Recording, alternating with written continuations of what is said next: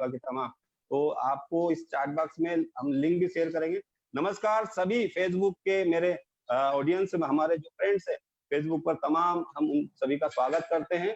आपका दोस्त और होस्ट सुनील शर्मा महासेवा और एमएनएस मीडिया न्यूज सर्विस की तरफ से स्वागत करता है। Good morning to all in participate Zoom and Facebook friend. आज की कॉन्फ्रेंस का मैं सब्जेक्ट बताता हूँ दोस्तों, जैसा कि हमारा housing conference on redevelopment important of development consultant in self redevelopment building, इस विषय पर बात करने के लिए हमारे साथ मौजूद है की note speaker mister Harish Gangwani, civil engineer हैं, एमआरआई सीएस के मेंबर हैं, एसोसिएट हैं KCPL Kakoda associate consulting private limited company से एसोसिएट है, और मिस्टर यस अकेरकर हैं केसीपीएल के, ये भी जुड़े हैं। इनका अनुभव बता दूं, इन्होंने ग्रेजुएट में इंजीनियरिंग करने के बाद करीबन 10 सालों का इनका अनुभव है real estate valuation and hospitality, और भारत भ्रमण के साथ में, भारत में भ्रमण करने के साथ उन्होंने आउट ऑफ कंट्री, मतलब आप देख सकते हैं ऑस्ट्रेलिया और मिडिल ईस्ट में भी काफी नॉलेज लिया है, एजुकेशन किया है, इन्होंने अर्न किया है हॉस्पिटलिटी और वैल्यूएशन में दोस्तों। तो मिस्टर यस अकेरकर और मिस्टर हरीश गंगवानी का स्वागत करता हूं मैं।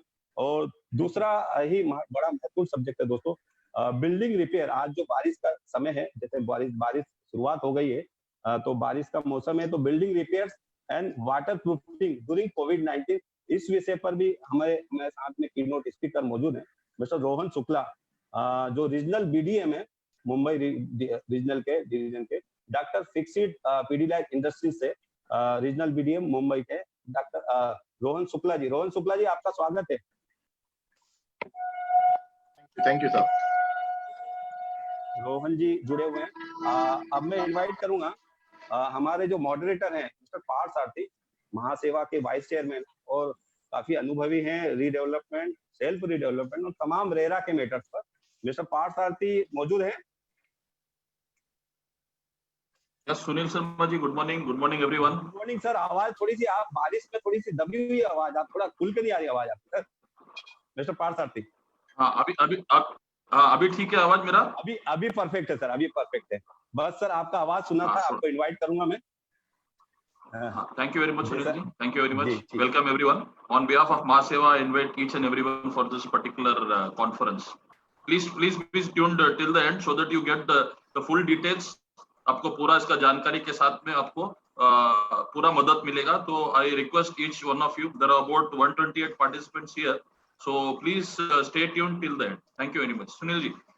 Yes, thank you Partha Sarathi जी। जैसे हमारी पूरी टीम मौजूद हो चुकी है दोस्तों, और लगभग 129 तक हमारे जो चाहने वाले पार्टिसिपेट जूम में जुड़े हुए, साथ ही फेसबुक पर तमाम लोग जुड़ते हैं, फेसबुक पर भी बहुत से सवाल करते हैं, तो आप फेसबुक पर भी लाइक करें और सवाल भी कर सकते हैं। हम जो पर्टिकुलर हमारे जो कीनोट स्पीकर है उन तक आपके जो सवाल है, क्वेरीज पहुंचाएंगे, ताकि आपकी ईमेल आईडी, अब यदि आप फेसबुक पर मेल आईडी शेयर करेंगे तो आपके जवाब भी मिल पाएंगे दोस्तों। अब मैं चाहूंगा हमारे जो विशाल बामने एक छोटा सा ब्रेक लेंगे और एक छोटा सा एक वीडियो दिखाएंगे, देन फिर हम स्टार्ट करेंगे इस कॉन्फ्रेंस।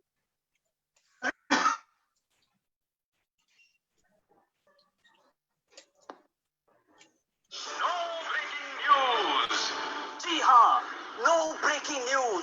यहाँ छत पर वाटरप्रूफिंग का काम चल रहा है और तोड़फोड़ नहीं की जा रही है। कौन है इसका जिम्मेदार? ये है डॉक्टर फिक्सिट का न्यू कोड, एक ऐसा वाटरप्रूफिंग सोल्यूशन जिसके सिर्फ 3 कोट लगाते ही लीकेज एकदम बंद। New code from Dr. Fixit, the waterproofing expert.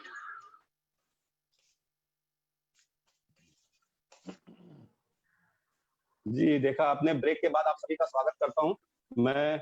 और दोस्तों मैं आपको सभी को बता दूं कि जो आपका संघर्ष होता है लाइफ में, जीवन में जो तकलीफें आती है, हर एक के जीवन में आती है, और उसके साथ ही आदमी सक्सेस, सफलता हासिल करता है। तो इसी तरह की लाइन है। और आज हमारे देश की बात नहीं कर रहे, पूरी दुनिया में जिस तरह से सिचुएशन है, पहले कोविड-19 और अब निसर्ग तूफान, इस तरह से जो है तूफान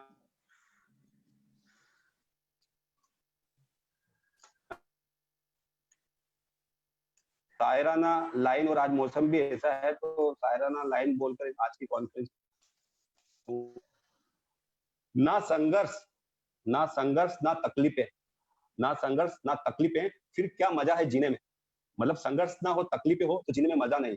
ना संघर्ष ना तकलीफें, फिर क्या मजा है जीने में। तूफान भी रुक जाएगा, तूफान भी रुक जाएगा जब लक्ष्य रहेगा सीने में, जब लक्ष्य रहेगा सीने में।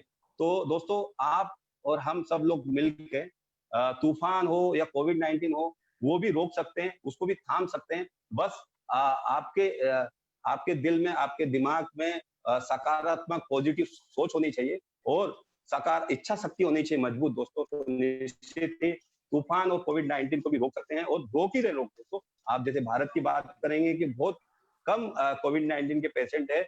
मुंबई के जो चिंताजनक विषय है, लेकिन तमाम कोविड-19 के जो देश के और मुंबई के और पूरी दुनिया में जो पेशेंट है, उनसे हम परमात्मा और परम पिता परमेश्वर, खुदा, भगवान, यीशु मसीह से प्रार्थना करते हुए उनको जल्दी से रिकवर हो और जल्दी घर पे आए।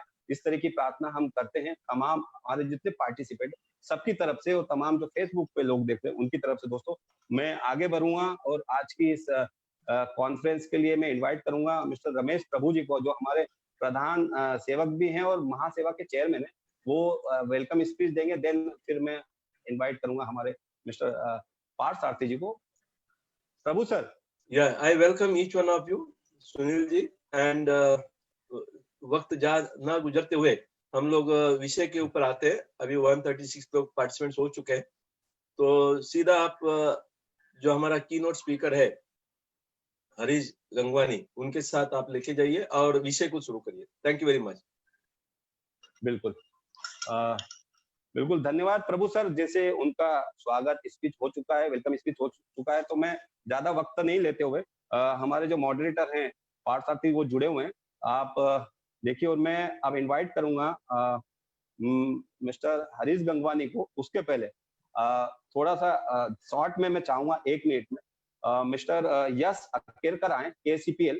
वो 1 मिनट में, सवा मिनट में ही उनका कंपनी का जो है काकोड़ा एसोसिएट कंसल्टिंग प्राइवेट लिमिटेड के बारे में बताएंगे और देन हरीश गंगवानी जी इस पे ये जो आज का हमारा विषय उस पर बताएंगे, डीप तक जानकारी। Mister Yash Akerkar ji, good morning everyone. Thank you so much Sunil ji और रमेश जी कि हमें आपने प्लेटफॉर्म दिया। I am Yash Akerkar from Kakode associates consulting private limited.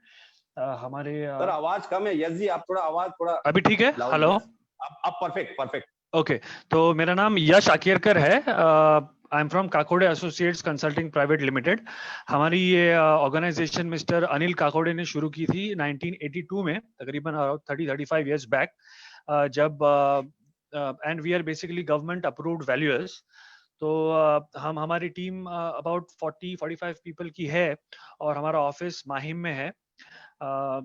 और शुरुआत में हमने शुरुआत की थी with valuation of offices, shops, residential buildings, residential apartments, and then slowly we increased our scope to include other areas such as techno TV reports and feasibility reports, apart from of course chartered engineer certifications, merger and acquisitions, and other consultings. और अगर अपने हमारे काम के बारे में बात की जाए, सो it's been about in numbers में डालूं तो रियल एस्टेट में हमने we've done more than about 1.5 lakh crore के वैल्यूएशंस किए हैं, including monitoring and TV reports. TV and feasibility reports are basically nothing but finding out the technical and commercial viability of a particular project, जो कि हमारे ये self redevelopment में भी use होगा. Or of course, apart from this, we have also ventured. I mean, this is all around India that we do on a pan India basis. And apart from this, we have also done international projects in Abu Dhabi and Dubai worth more than 550 million dirhams. Of course, Oman में भी shipping में किया था। और हमारे sectors जो भी हमने cover किए हैं वो है real estate, textile, automobile, hospitality, chemicals. So of course हमारे जो director है, he himself is a chemical engineer, And yeah, I think so. Apart from Yes, that, sir. let me just conclude by saying that in self redevelopment, this is our new venture. We have been working with the banking industry, as I told you, but in this field, it is our new venture, and we need your blessings. And I really thank you all for the platform that you guys have given us. So thank you, Ramesh ji, or thank you, Sunil ji. So I hand it over back to you. Thank you. या thank you very much mister Akerkar. अब मैं invite करूंगा KCPL के mister Harish Gangwani जी को, जो आज हमारे keynote speaker हैं। सब्जेक्ट है redevelopment importance of development consultant and self redevelopment building. Mister Harish Gangwani, welcome, आपका स्वागत है हरीश जी। Good morning all participants, respected Mr. Ramesh Prabhu, Chairman, Mahaseva, and Sunil Sharma, MNS Media News Services, and all Mahaseva. I'll fail in my duty if I don't tell about the association and their the works that they are doing during this COVID and lockdown period. The Mahaseva Association has been formed mainly to assist the cooperative housing societies and its office bearer of the societies to smoothly run the day-to-day affairs of the society under Provision Act rules and bylaws. Since more than 2 months lockdown period, Mahaseva is taking continuous efforts to discuss on various topics to educate and send out awareness amongst their members through their participation on this platform. Mahaseva has also taken initiative of farm to home and sharing various education initiative through this platform. Mahaseva had been requesting all the participants, societies, members and professionals for a very noble cause to contribute towards the CM and PF relief, PM relief fund, and also to avail relief from Mahaseva on the courses and books that they would like to share. Harish जी एक बीच में आपसे request है कि थोड़ा audio या तो बढ़ाएं या फिर माइक अपने माउथ पे रखें। आवाज थोड़ा आपका अभी आ रहा है आवाज? अभी परफेक्ट आ रहा है, एकदम perfect sir. Thank you, welcome, go ahead. So currently we as a KSL provide our services to corporates and financial institute, although the field of self-development is a new subject for us, and will be venturing into as a company into self-development. Today I shall be speaking on real estate and development topic, but majority of my focus will be on redevelopment, importance of role of the development consultant in self-redevelopment of housing societies, and redevelopment can exist only if real estate is there. So let me begin by defining the term real estate. Real estate, from the word itself, real estate is something real, that is tangible property such as land as well as the building structure located on it. Real estate is held by all classes of people in India. It is included in one of the asset class of the portfolio when investment advisor talk about the subject. Quite a few HNIs, corporate institutes and individual hold commercial and industrial real estate as well. Due to lack of transparency and corporate governance in this sector, real estate is not a preferred class of investment for the lower and middle income group, but individual due to sentiments consider it pertinent to own at least one residential unit in real estate. Now, my point is that everyone in our community holds by some or other way real estate in their portfolio of the investment. Now, I'll just briefly go through past events of the real estate before I really jump into the conclusion of I start talking about the redevelopment. The method of development was majority by way of allotment and purchase of land. I'm talking about in year 1960, when there was it was not the development was not undertaken any time through the developer or builders or that like. Individual used to come, the promoter used to come forward, buy land, subsequently form a society, induct members who are willing to contribute towards the land purchase as well as development by appointment of the contractor. The approval from the planning authority was very relatively easy and very straightforward and trouble-free. So this process was very easy, that anybody who can act as a promoter, invest some money, and induct the members. And that time real estate was not as costly affair as it has been today. Mostly the construction was financed at that point of time by Maharashtra State Cooperative Bank by way of mortgage of the land and building. Then with an objective to improve in housing urban areas and prevent consolidation of land holdings in the hands of few, central government of India had enacted ULC Act. ULC Act was adopted by many states in India, including Maharashtra. The builder community got introduced to development of real estate due to this act. To encourage residential housing, thereafter to encourage the residential housing and promote house ownership by providing individual families, even nationalized banks, uh, through their individual product of financing to individual homes.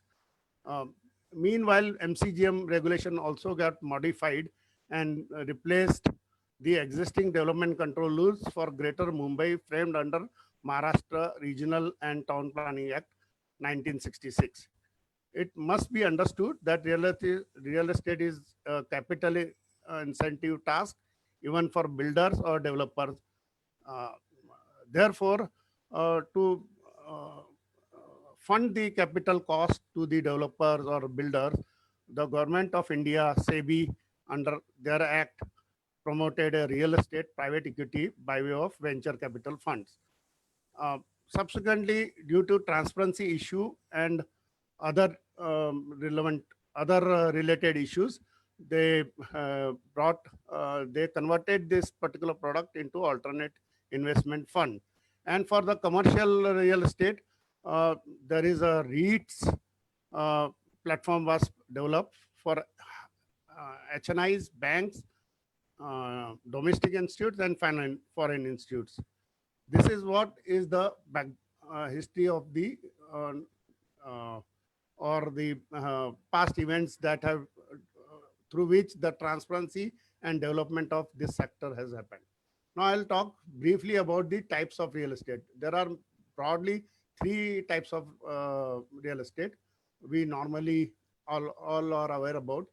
हमें पता है कि ये residential means घर के लिए हम अपना पुराना घर हो या नया घर हो वो लेते हैं. कमर्शियल में शॉपिंग मॉल हो गया, मेडिकल इंस्टीट्यूट हो गए, एजुकेशनल इंस्टीट्यूट हो गए, होटल ऑफिसेज हो गए.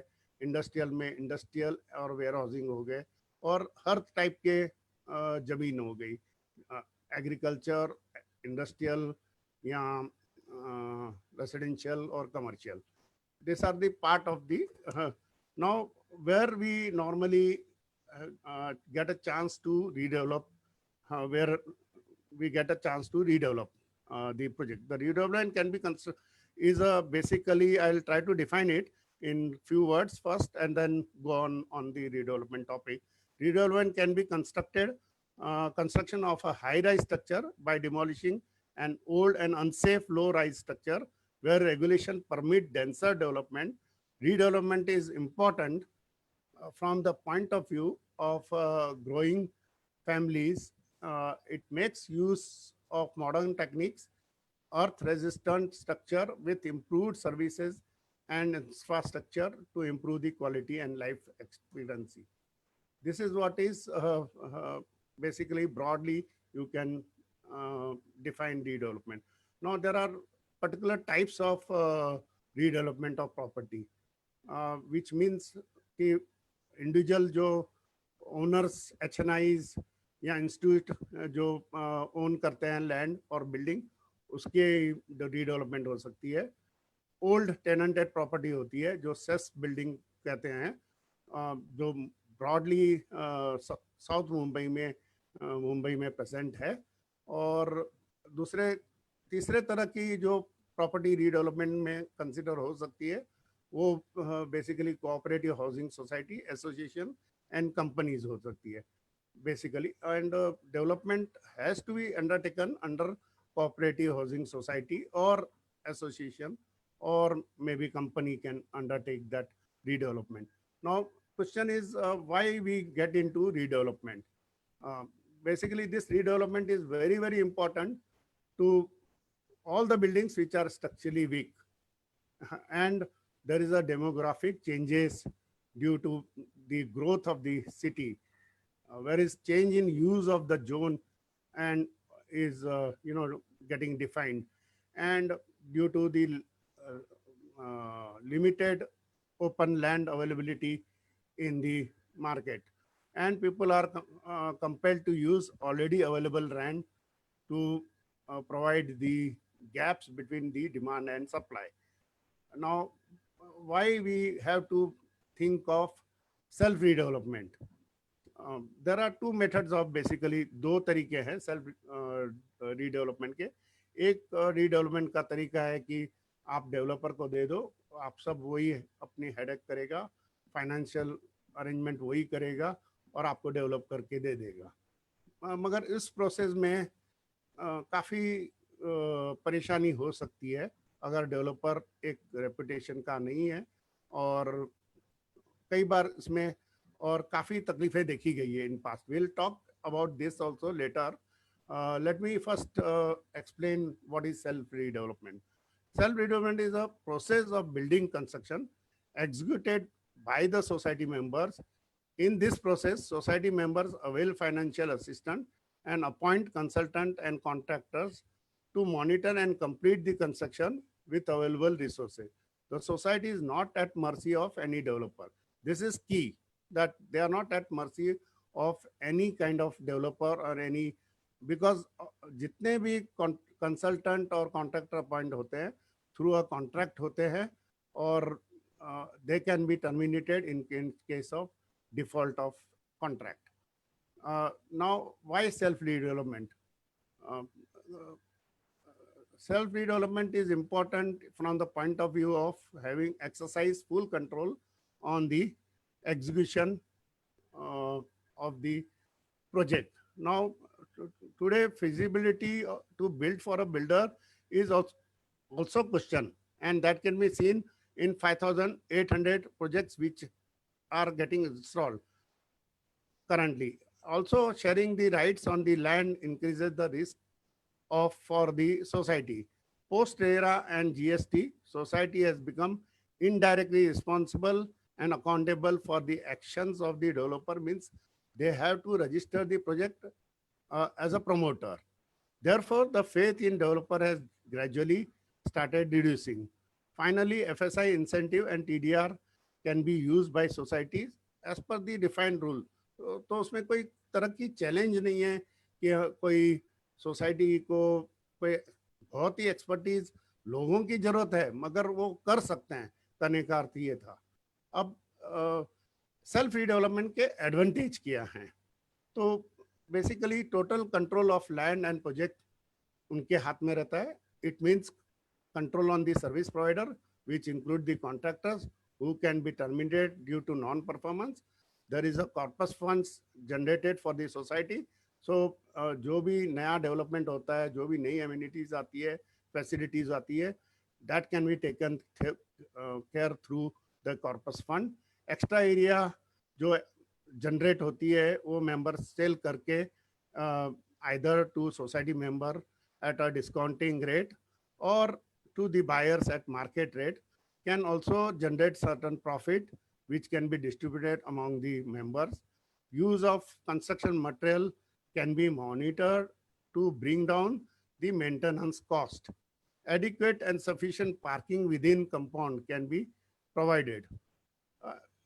Through this, there would be limited and quality product or housing will be generated, and that will increase the demand. This is what I have opinion about the self-redevelopment advantages. Now, what are the challenges to the stakeholders? Stakeholder here I mean to, इसका मतलब यह है कि society member और society committee तो responsible होते ही हैं, उनके चैलेंजेस तो हैं ही. उसके अलावा काफ़ी चैलेंजेस जो कंसल्टेंट अपॉइंट होते हैं, कॉन्ट्रैक्टर अपॉइंट होते हैं, और और भी तरीकों से उनके फंड जनरेशन की तकलीफ रहती है। तो ये सब चैलेंजेस तो रहेंगे।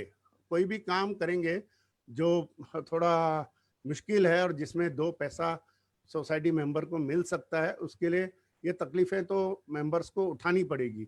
अब ब्रीफली मैं आपको बताऊं, the major stake holders in self development is a managing committee who doesn't have the necessary expertise or knowledge about either the bylaws or construction process. The time management and decision making amongst the members of MC is critical. इसमें ये बहुत जरूरी है कि सब member एक time पे मिल के उसका डिसीजन, कोई भी क्रिटिकल इशू का डिसीजन टाइम पे लेवे। ये बहुत ही जरूरी है, क्योंकि एक बार उनको शिफ्ट कर दिया तो शिफ्ट करने के बाद में उनका एक जगह पे मिलना, और अब लकीली कोविड की वजह से हम डिफरेंट प्लेटफॉर्म पे जाके कनेक्टिविटी कर सकते हैं, ये हमें समझ में आ गई। तो हम कहीं पे भी बैठ के ये चीज़ें कर सकते हैं। और दूसरा एक और चैलेंज फेस करते हैं कि फंड्स कहाँ से लावे। तो इसका, और ये बहुत इम्पोर्टेंट है कि कोई भी प्रोजेक्ट हो, वेदर डेवलपर कर रहा है या सेल्फ रीडेवलपमेंट है, उसमें फाइनेंशियल क्लोजर एक बहुत की पॉइंट है to ensure that before shifting हमारा financial closure to the cost of the project हमारे को हो गया है। नहीं तो इसके बाद में काफ़ी इश्यूज आ सकते हैं। जो 5800 बिल्डिंग्स आज इंस्टॉल्ड है, इट इज़ ओनली बिकॉज उनका फाइनेंशियल क्लोजर ढंग से नहीं हुआ है। तो ये बहुत ही क्रिटिकल है, और मैं इस फर्दर स्लाइड्स में आपको ये एक्सप्लेन करूंगा कि कैसे फाइनेंशियल क्लोजर होता है और कैसे किस तरीके से उसकी फाइनेंशियल वायबिलिटी की जाती है। और इसमें एक और इम्पॉर्टेंट पॉइंट है कि डिस्प्यूट रिजोल्यूशन और appointment of competent service provider होने चाहिए, जो उनको गाइड कर सके सही तरीके से और without personal interest in the services that they are providing. They have to be very professional in terms of asking for the fee, and have to be very professional in unbiased kind of decision making in entire process. Now, what are the best practices to be followed for society to ensure that transparency between members of the society, managing committee, and service provider? Secondly, a website is very important point that even MCS, under MCS Act and DDR also Deputy Director Registrar वो insist करते हैं कि आप अपनी एक website create करिए और अपने जो भी अपडेटेड और रेगुलर जो मिनट्स ऑफ मीटिंग है, जो भी प्रोग्रेस हो रहा है प्रोजेक्ट से रिलेटेड, आप उसको अपलोड करिए, सो दैट लोगों को कहीं पे जाके ये पता करने की जरूरत नहीं पड़ेगी। वेबसाइट से वो अपडेट होते रहेंगे रेगुलरली, और आप कहीं पे भी शिफ्ट हुए हैं तो वेबसाइट अवेलेबल है उनको ये प्रोग्रेस देखने के लिए। अब मैं बेसिकली इसका बहुत की पॉइंट पे डिस्कस करने वाला हूँ, क्योंकि ये बहुत ही फिजिबिलिटी, उसके जो रूल्स गवर्निंग है वो बहुत ही इम्पोर्टेंट है, और उसी से अपने को, और ये कोई सब्जेक्टिव मैटर नहीं है, ये बिल्कुल ऑब्जेक्टिव मैटर है कि हम इसको एक एक चीज़ को चेकलिस्ट बना के उस चेकलिस्ट को कंफर्म करके और फिर हम इसकी करेक्ट इवेल्यूशन कर सकते हैं, एंड वी अराइव एट कि भाई क्या फिजिबिलिटी है, क्या प्रॉफिट मेकिंग है, और कैसे ये कैलकुलेशन होता है। बेसिकली फिजिबिलिटी रिपोर्ट में ये एरिया स्टेटमेंट, उसके rational, project cost including municipal cost, cost of construction and development costs, research on location, rationale for pricing, impact on taxes, and then the profitability of statement has to come. Now, point is that once you understand and all these of components are available, then you can decide on what shares, percentage of share has to be given to the members and what has to be sold to make the project viable. It is very key issue. Now all of these I will try to explain from my further slides how this regulates and controls the uh, basically development. There are two things which are principally control the redevelopment. One is MCS Act and second is the CPR 2034. Now, section 79 of MCS Act deals with the, basically, according to me, corporate governance and brings in transparency to the system between the members and managing committee. It is a very key point that, managing committee don't act like a owner, because all the members in the committee are all the members of the building are kind of a owner in the property, and they should be well informed. Managing committee is only process through which the decisions are being taken. So here I have highlighted few critical stages where and what is required. So minimum quorum for any decision making is 67, whereas 51% of voting rights are compulsory. And in few stages, deputy registrar's presence is very, very important. Like all the critical decision of selection of consultant, contractor, developer, and in the allotment of the flats, because everybody would like to have better flat, better view. So there has to be defined method of allotment and to resolve this, because self-development, it is very, very key point that, everyone will require a particular flat. So that transparency is very important. And we have, even the committee needs to ensure that all landmark decisions which are taken by special general body are being, posted in the website so that everybody is aware about. Now, how does redevelopment under DCPR 2034 impacts? So there is a special provision for redevelopment in this particular DCPR, and that section is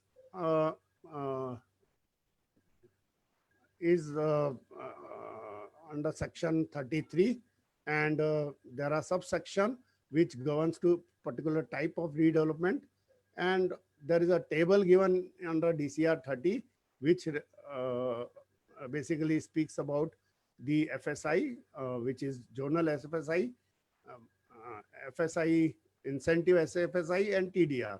Now this TDR is basically relates to the road width and on which the plot is abutting. Now there is also provision under DCPR under section 33(7)(a), which is focusedly talking about the different type of cess properties, and that have been very clearly defined. So there is no issue in any kind of development which you can clearly prepare a checklist and go through the regulation and very clearly define what is the total developable area that you are going to get it. This is very, very important part to arrive at the cost. Now, second part, which is very critical, is market feasibility, because you cannot undertake any kind of project and then find it difficult to sell, or the velocity at which you want to generate the funds cannot be generated. So that point of time, it will become very unfeasible. Now, my point of telling this is a feasibility report is prepared in beginning by micro analysis of the location, by study of the market and the competition to decide a price for the product. The report also incorporates the brand value created due by the developer. The reason, because ये point मैं इसलिए बोल रहा हूँ क्योंकि जो developer development करता है और वो मार्केट में काफी दिनों से है और उसकी अपनी एक ब्रांड इमेज है बनी है, जैसे फॉर एग्जांपल ओबेरॉय हो गए, हीरानंदानी हो गए, तो ये सब एक लेवल के डेवलपर हैं. आप उसकी प्रोडक्ट को अपनी प्रोडक्ट से कंपेयर करोगे और आप चाहोगे कि मेरा प्रोडक्ट उसकी कॉस्ट में बिक जाए, तो ये कभी नहीं होना है. तो आपको वो प्रोडक्ट के अलावा एक प्राइस को डिटरमिन करना बहुत जरूरी है कि मुझे इस प्राइस पे बेचना है, to consider the cash flow, also in an elaborate way conduct a survey on cost to be incurred, and if it is found difficult to, because अगर एक बार cost incur हो गई और आपका product नहीं बिक रहा है तो इसका आफ्टर इफेक्ट होगा कि टाइम डिले होगा और रिजल्टेंट कॉस्ट एस्केलेशन होगा। तो ये बहुत ही इंपॉर्टेंट फैक्टर्स है जो मैं आपको बता रहा हूँ, इसलिए इसके लिए बहुत जरूरी है कि आप राइट टाइप का प्रोडक्ट करें और राइट प्राइसिंग करें तो आपका गोल इजीली अचीव हो जाएगा। अदरवाइज ये कोई ऐसा प्रोडक्ट नहीं है कि साबुन बना दिए और साबुन बिक रहे हैं, ये ऐसा प्रोडक्ट नहीं है। तो ये बहुत क्रिटिकली एग्जामिन करना पड़ेगा और इसको अपने फिजिबिलिटी रिपोर्ट में इंक्लूड करना पड़ेगा। अब दूसरा एक इम्पैक्ट होता है जीएसटी का। अब क्योंकि आप सेल्फ डेवलपमेंट कर रहे हो, आप डेवलपर के साथ में कोई एग्रीमेंट नहीं कर रहे हो, तो आपको जीएसटी का इम्प्लीकेशन नहीं हो रहा है। आप अगर आपके फंड अरेंजमेंट हो जाते हैं, आप post construction total saleable area बेच रहे हो, तो भी आपको जीएसटी का इम्प्लीकेशन नहीं होता है। अब दूसरा है, अभी गवर्नमेंट ने अभी रिसेंटली सेल्स के ऊपर काफ़ी इंसेंटिव दिए हैं। अफोर्डेबल हाउसिंग के लिए 1% कर दिया है और अदरवाइज 5% कर दिया है। और जो उसके वजह से जो लाइबिलिटी अराइज होती है आउट ऑफ दी जीएसटी वो बहुत लिमिटेड होती है। तो इसलिए ये सब फैक्टर्स जो मैं आपको बता रहा हूँ, ये ढंग से नेल डाउन करने के बाद में ही सेल्फ डेवलपमेंट का काम करना चाहिए। और इसको करने के लिए हमें एक ऐसे बंदे की जरूरत है जिसको जो सोसाइटी के ओनर के साथ में खड़ा होके उसकी रिस्पॉन्सिबिलिटी लेके उसको ढंग से प्रोसेस और ओरिएंटेड करे। और उसके लिए रियल एस्टेट कंसल्टेंट की बहुत सख्त जरूरत रहती है, क्योंकि सोसाइटी मेंबर तो ऑनरेरी मेंबर रहते हैं, उनके पास में उतना वक्त नहीं रहता है कि वो हर एस्पेक्ट को इतने डेप्थ में देखें। तो डेवलपमेंट कंसल्टेंट का रोल वहाँ आता है कि वो ये सब चीज़ों को इवेल्युएट करके एक बेंचमार्किंग करते हैं और उस बेंचमार्किंग के अगेंस्ट में उस चीज़ को कंपेयर करके आपको टाइम टू टाइम बताते हैं। अब बेसिकली डीसी क्या हो, डीसी किस टाइप के होते हैं? तो DC is one who guides owner with an objective to achieve a goal by completing a project in definite time, quality, cost by engagement of development team. Now ये development consultant कोई एक आदमी से ये काम नहीं हो सकता, इसके लिए उनको टीम क्रिएट करनी पड़ती है। और वो टीम क्या है हम आगे बात करेंगे, through a step by step process. और ये करना स्टेप बाय स्टेप करना पड़ता है और सपोर्ट एंड उसके लिए उस प्रोसेस क्रिएट करके process to support and create a system to maintain transparency in the team members as well as the consultant. Now, why importance of the development consultant? Development consultant is very important for, because as I explained you that committee doesn't have time, committee is honorary, so they feel कि हम इसके लिए क्यों काम करें। और basically उनको कोई इंसेंटिव नहीं है और उनको ना नॉलेज है और नॉलेज होगा भी तो लिमिटेड है। ये बोलना गलत है कि नॉलेज नहीं होगा, उनको नॉलेज है। रियल एस्टेट का नॉलेज लगभग आज के ज़माने में सबको होता है, मगर वो लिमिटेड नॉलेज है और टाइम का प्रॉब्लम है, क्योंकि वो कहीं और काम कर रहे हैं और उनके पास में उतना टाइम नहीं मिल जाता कि वो इसको डेडिकेटली फुल कॉन्सेंट्रेट से करे। तो इसके लिए डेवलपमेंट उनको एक ट्रस्टवर्दी उनके साइड में से देखने वाला कोई बंदा चाहिए। अब ये इसलिए डेवलपमेंट कंसल्टेंट की जरूरत पड़ती है। The developing of real estate is a cumulative process. वो जो मैंने आपको बताया कि जो स्टेप बाय स्टेप होता है, or any decision made or not made early in the development process can have a major financial impact later. ये क्या होता है, जब आप डेवलपमेंट प्रोसेस में हो, आपको या मेंबर्स को कभी नहीं पता चलता कि आपने क्या गलती कर दी, और वो रियलाइज होगी काम होने के बाद में।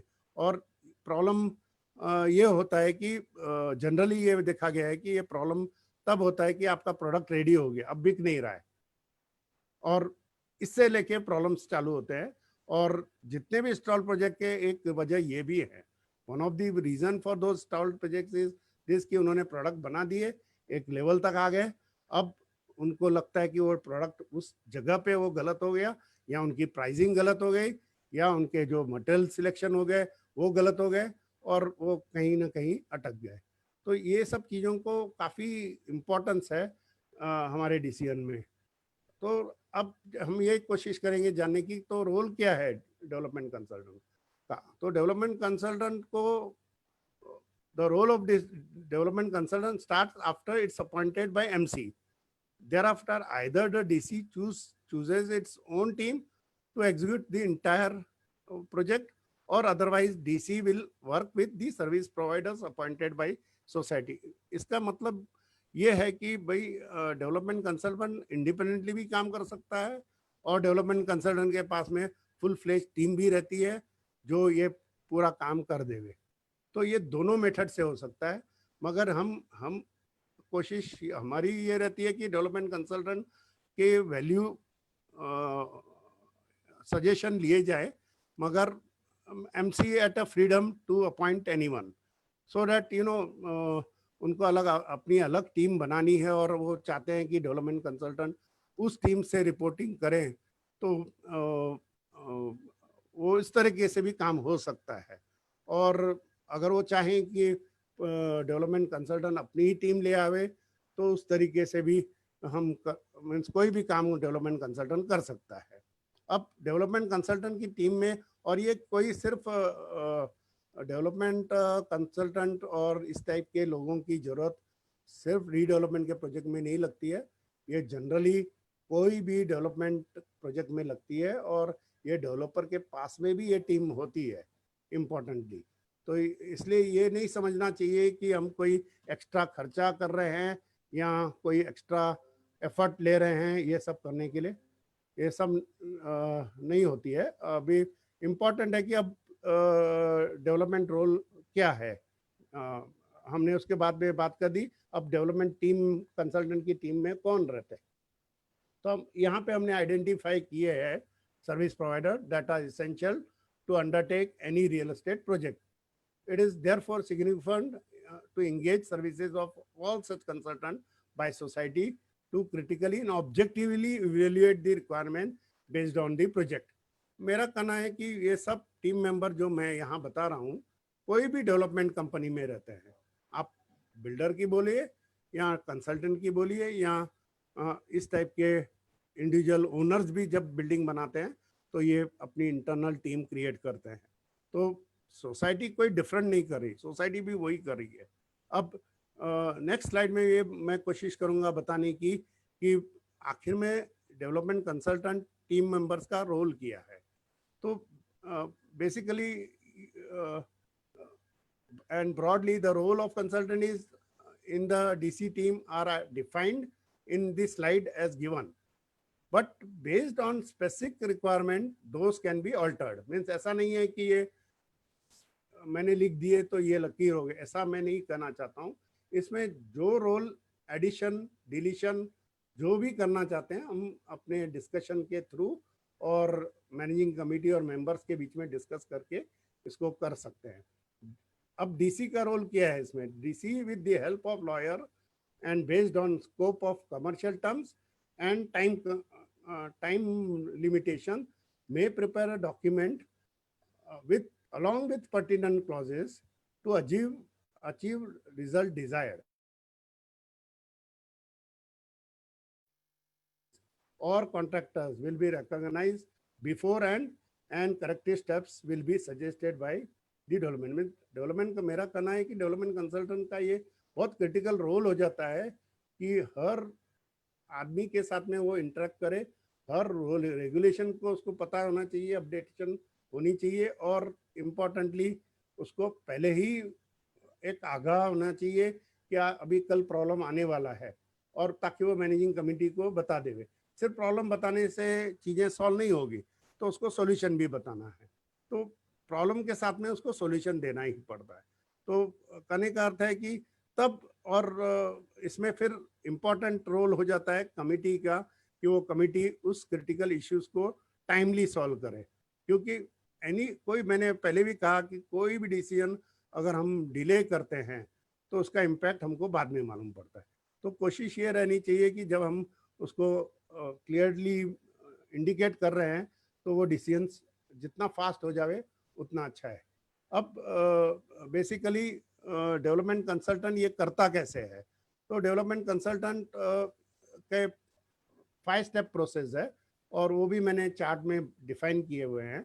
अब ये डिपेंडिंग अपॉन दी प्रोजेक्ट ऊपर नीचे आगे पीछे सब हो सकते हैं, और मगर ये करने जरूरी हैं क्योंकि ultimately it will give the result what we are asking for. मैंने एक फिजिबिलिटी रिपोर्ट बना दी, मैंने मेरे एक बेंचमार्क सेट कर दिए हर टाइम में, और वो बेंचमार्क को मॉनिटर करने के लिए मुझे जो जो करना है उसके रिक्वायरमेंट्स मैंने स्टेप में लिख दी है, ताकि मेरे को वो अल्टीमेटली जब मैं प्रोजेक्ट मॉनिटर करूँगा तो उससे मुझे पता चले। अब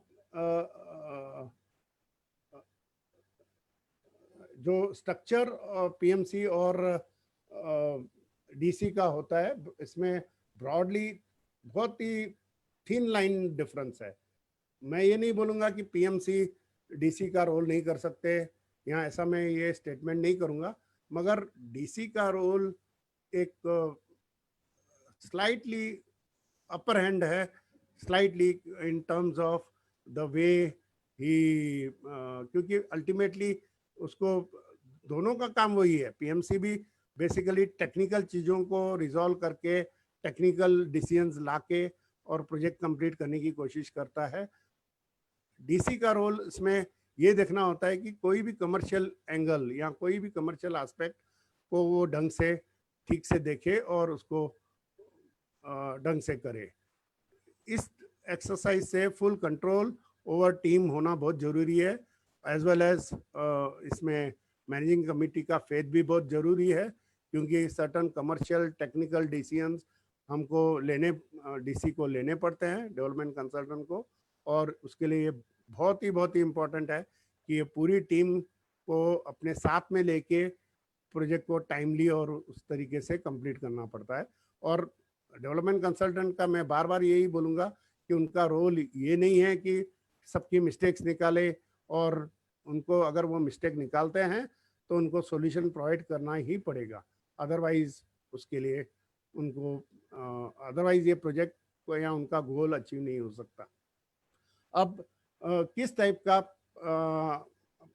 फी या पे स्केल डेवलपमेंट कंसल्टेंट लेते हैं, तो DC gets paid based on percentage of the total project cost. The percentage amount depends on the size and complexity of project. ये बहुत इंपॉर्टेंट है। With a smaller project tending to have slightly higher percentage than larger one. For many projects, owner asks the development consultant to share a part of upfront financial risk associated with the project by deferring the fee.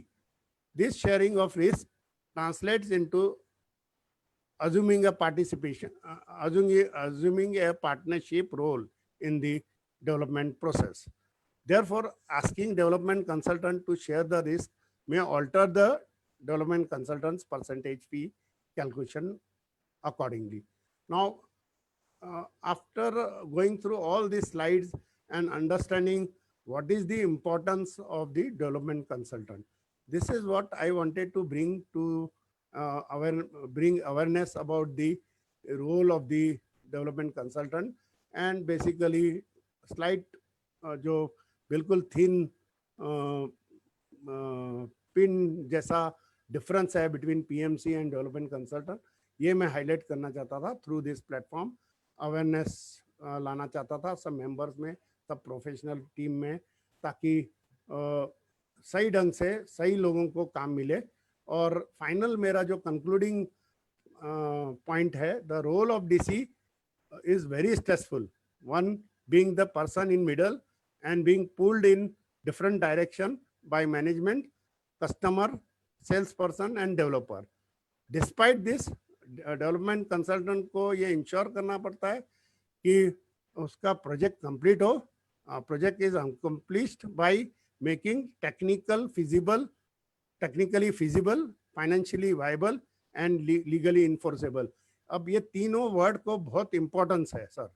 ये importance इसलिए है कि आपको technically feasible कर दिया, financially viable भी कर दिया, लेकिन अगर वो लीगली इन्फोर्सेबल नहीं है तो बड़ा दिक्कत हो जाएगी, क्योंकि फिर आप कोई ऐसे इशू में आपको कंसल्टेंट जो दूसरे हैं उनको वो उसका फ़ायदा उठाएंगे और काफ़ी तकलीफें हो सकती है relating to solving that problem. तो जब हम एग्रीमेंट उनके साथ में साइन करते हैं कोई भी कंसल्टेंट के साथ में, तो हमको ये सब पैरामीटर्स को बहुत ही ढंग से ध्यान में रख के ढंग से बाइंड करना पड़ता है, स्टिच करना पड़ता है एक दूसरे के साथ में, ताकि हम उसको इन्फोर्सेबल कर सकें टाइमली, और या तो उसका सॉल्यूशन ले आए टाइमली, या तो उसको हम हटा सकें। ये बहुत इम्पोर्टेंट है। Thank you very much everyone for patience hearing. I have concluded my presentation and topic. Thank you, Mr. Sunil and Prabhu Saab. You can take over, sir. Harish ji बहुत बहुत धन्यवाद आपका, और आपने समय रहते हुए पूरा फिनिश किया, और एकदम आपका सटीक और पूरा गागर में सागर भरा है। आपने सेल्फ रीडेवलपमेंट और डेवलपमेंट कैसे होगा, पीएमसी कैसे होगा, तो आपका धन्यवाद। मिस्टर पार्थ सारथी और मिस्टर अकेरकर और मिस्टर हरीश गंगवानी, ये जब तक थोड़ा इनको रिलैक्सेशन देते हैं, अब मैं इनवाइट करूंगा ये जितने चैट बॉक्स में तमाम जो सवाल है हमारे जो पार्टिसिपेट के, वो हाईलाइट्स कर ले, देन इनके बाद हम सवाल लूंगा। लेकिन अभी मौका है हमारा, नेक्स्ट जो सब्जेक्ट है हमारा building repairs and water proofing during कोविड-19, इस सब्जेक्ट के लिए दोस्तों की नोट स्पीकर हैं मिस्टर रोहन शुक्ला को इनवाइट करूं। उसके पहले एक छोटा सा ब्रेक मैं लेता हूं, छोटे से ब्रेक, कमर्शियली ब्रेक के बाद मैं इनवाइट करूंगा मिस्टर रोहन शुक्ला को, रीजनल बीडीए में मुंबई डिवीजन के डॉक्टर फिक्सिट पीडिलाइट इंडस्ट्रीज। एक छोटा सा ब्रेक।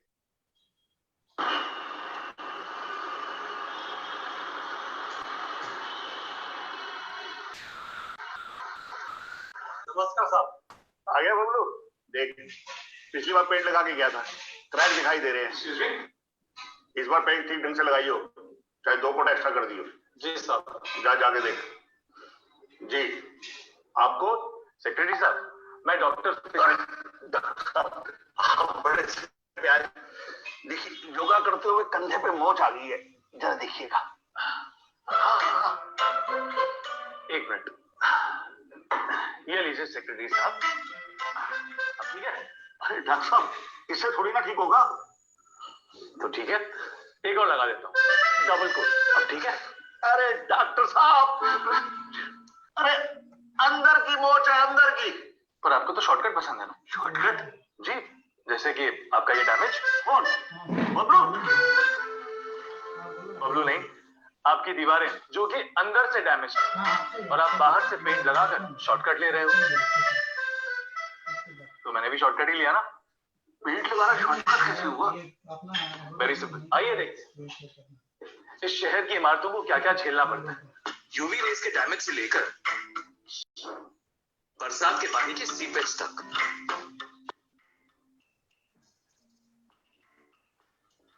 और इनसे बिल्डिंग की छत और दीवारों को चोट सिर्फ बाहर से नहीं, अंदर से भी लगती है।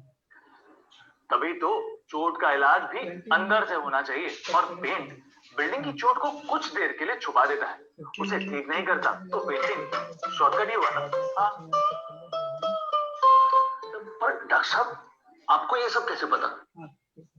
क्योंकि दरअसल मैं बिल्डिंग का ही डॉक्टर, बाहर क्रैक देखे इसलिए चलाया, और ये रहा मेरा prescription. Doctor Fixit society protection program. उससे क्या होगा? पूरी बिल्डिंग यानी दीवारों से लेकर छत तक का इंस्पेक्शन होगा, और सही टूल्स के साथ एक्सपर्ट का डायग्नोसिस होगा। उसके बाद डायग्नोसिस की रिपोर्ट आएगी, और उसके हिसाब से इलाज तय किया जाएगा। और अगर आप इलाज करवाने के लिए तैयार हैं, तो हमारे ट्रेन सर्टिफाइड वाटरप्रूफर्स पूरी बिल्डिंग की वाटरप्रूफिंग रिपेयर का काम शुरू कर देंगे।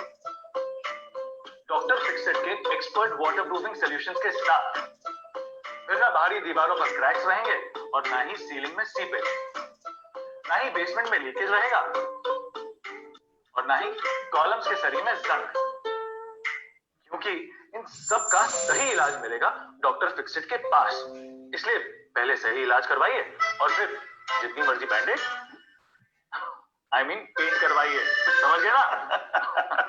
तो बस फिर 1800-209-5504 पर फोन लगाइए और अपनी सोसाइटी में doctor Fixit society protection program की विजिट बुक करवाइए। अरे वाह, इतना आसान जी, इतना आसान। तो सेक्रेटरी जी, आसान सी बात है, याद रखिएगा, बिल्डिंग के मेंटेनेंस में शॉर्टकट यानी बाद में झंझट। इसमें सिर्फ पेंट नहीं, water proofing expert doctor Fixit के साथ पूरी बिल्डिंग की एक्सपर्ट डायग्नोसिस और वाटर प्रूफिंग कराएगी। और आज ही doctor Fixit society protection program में शामिल हुए।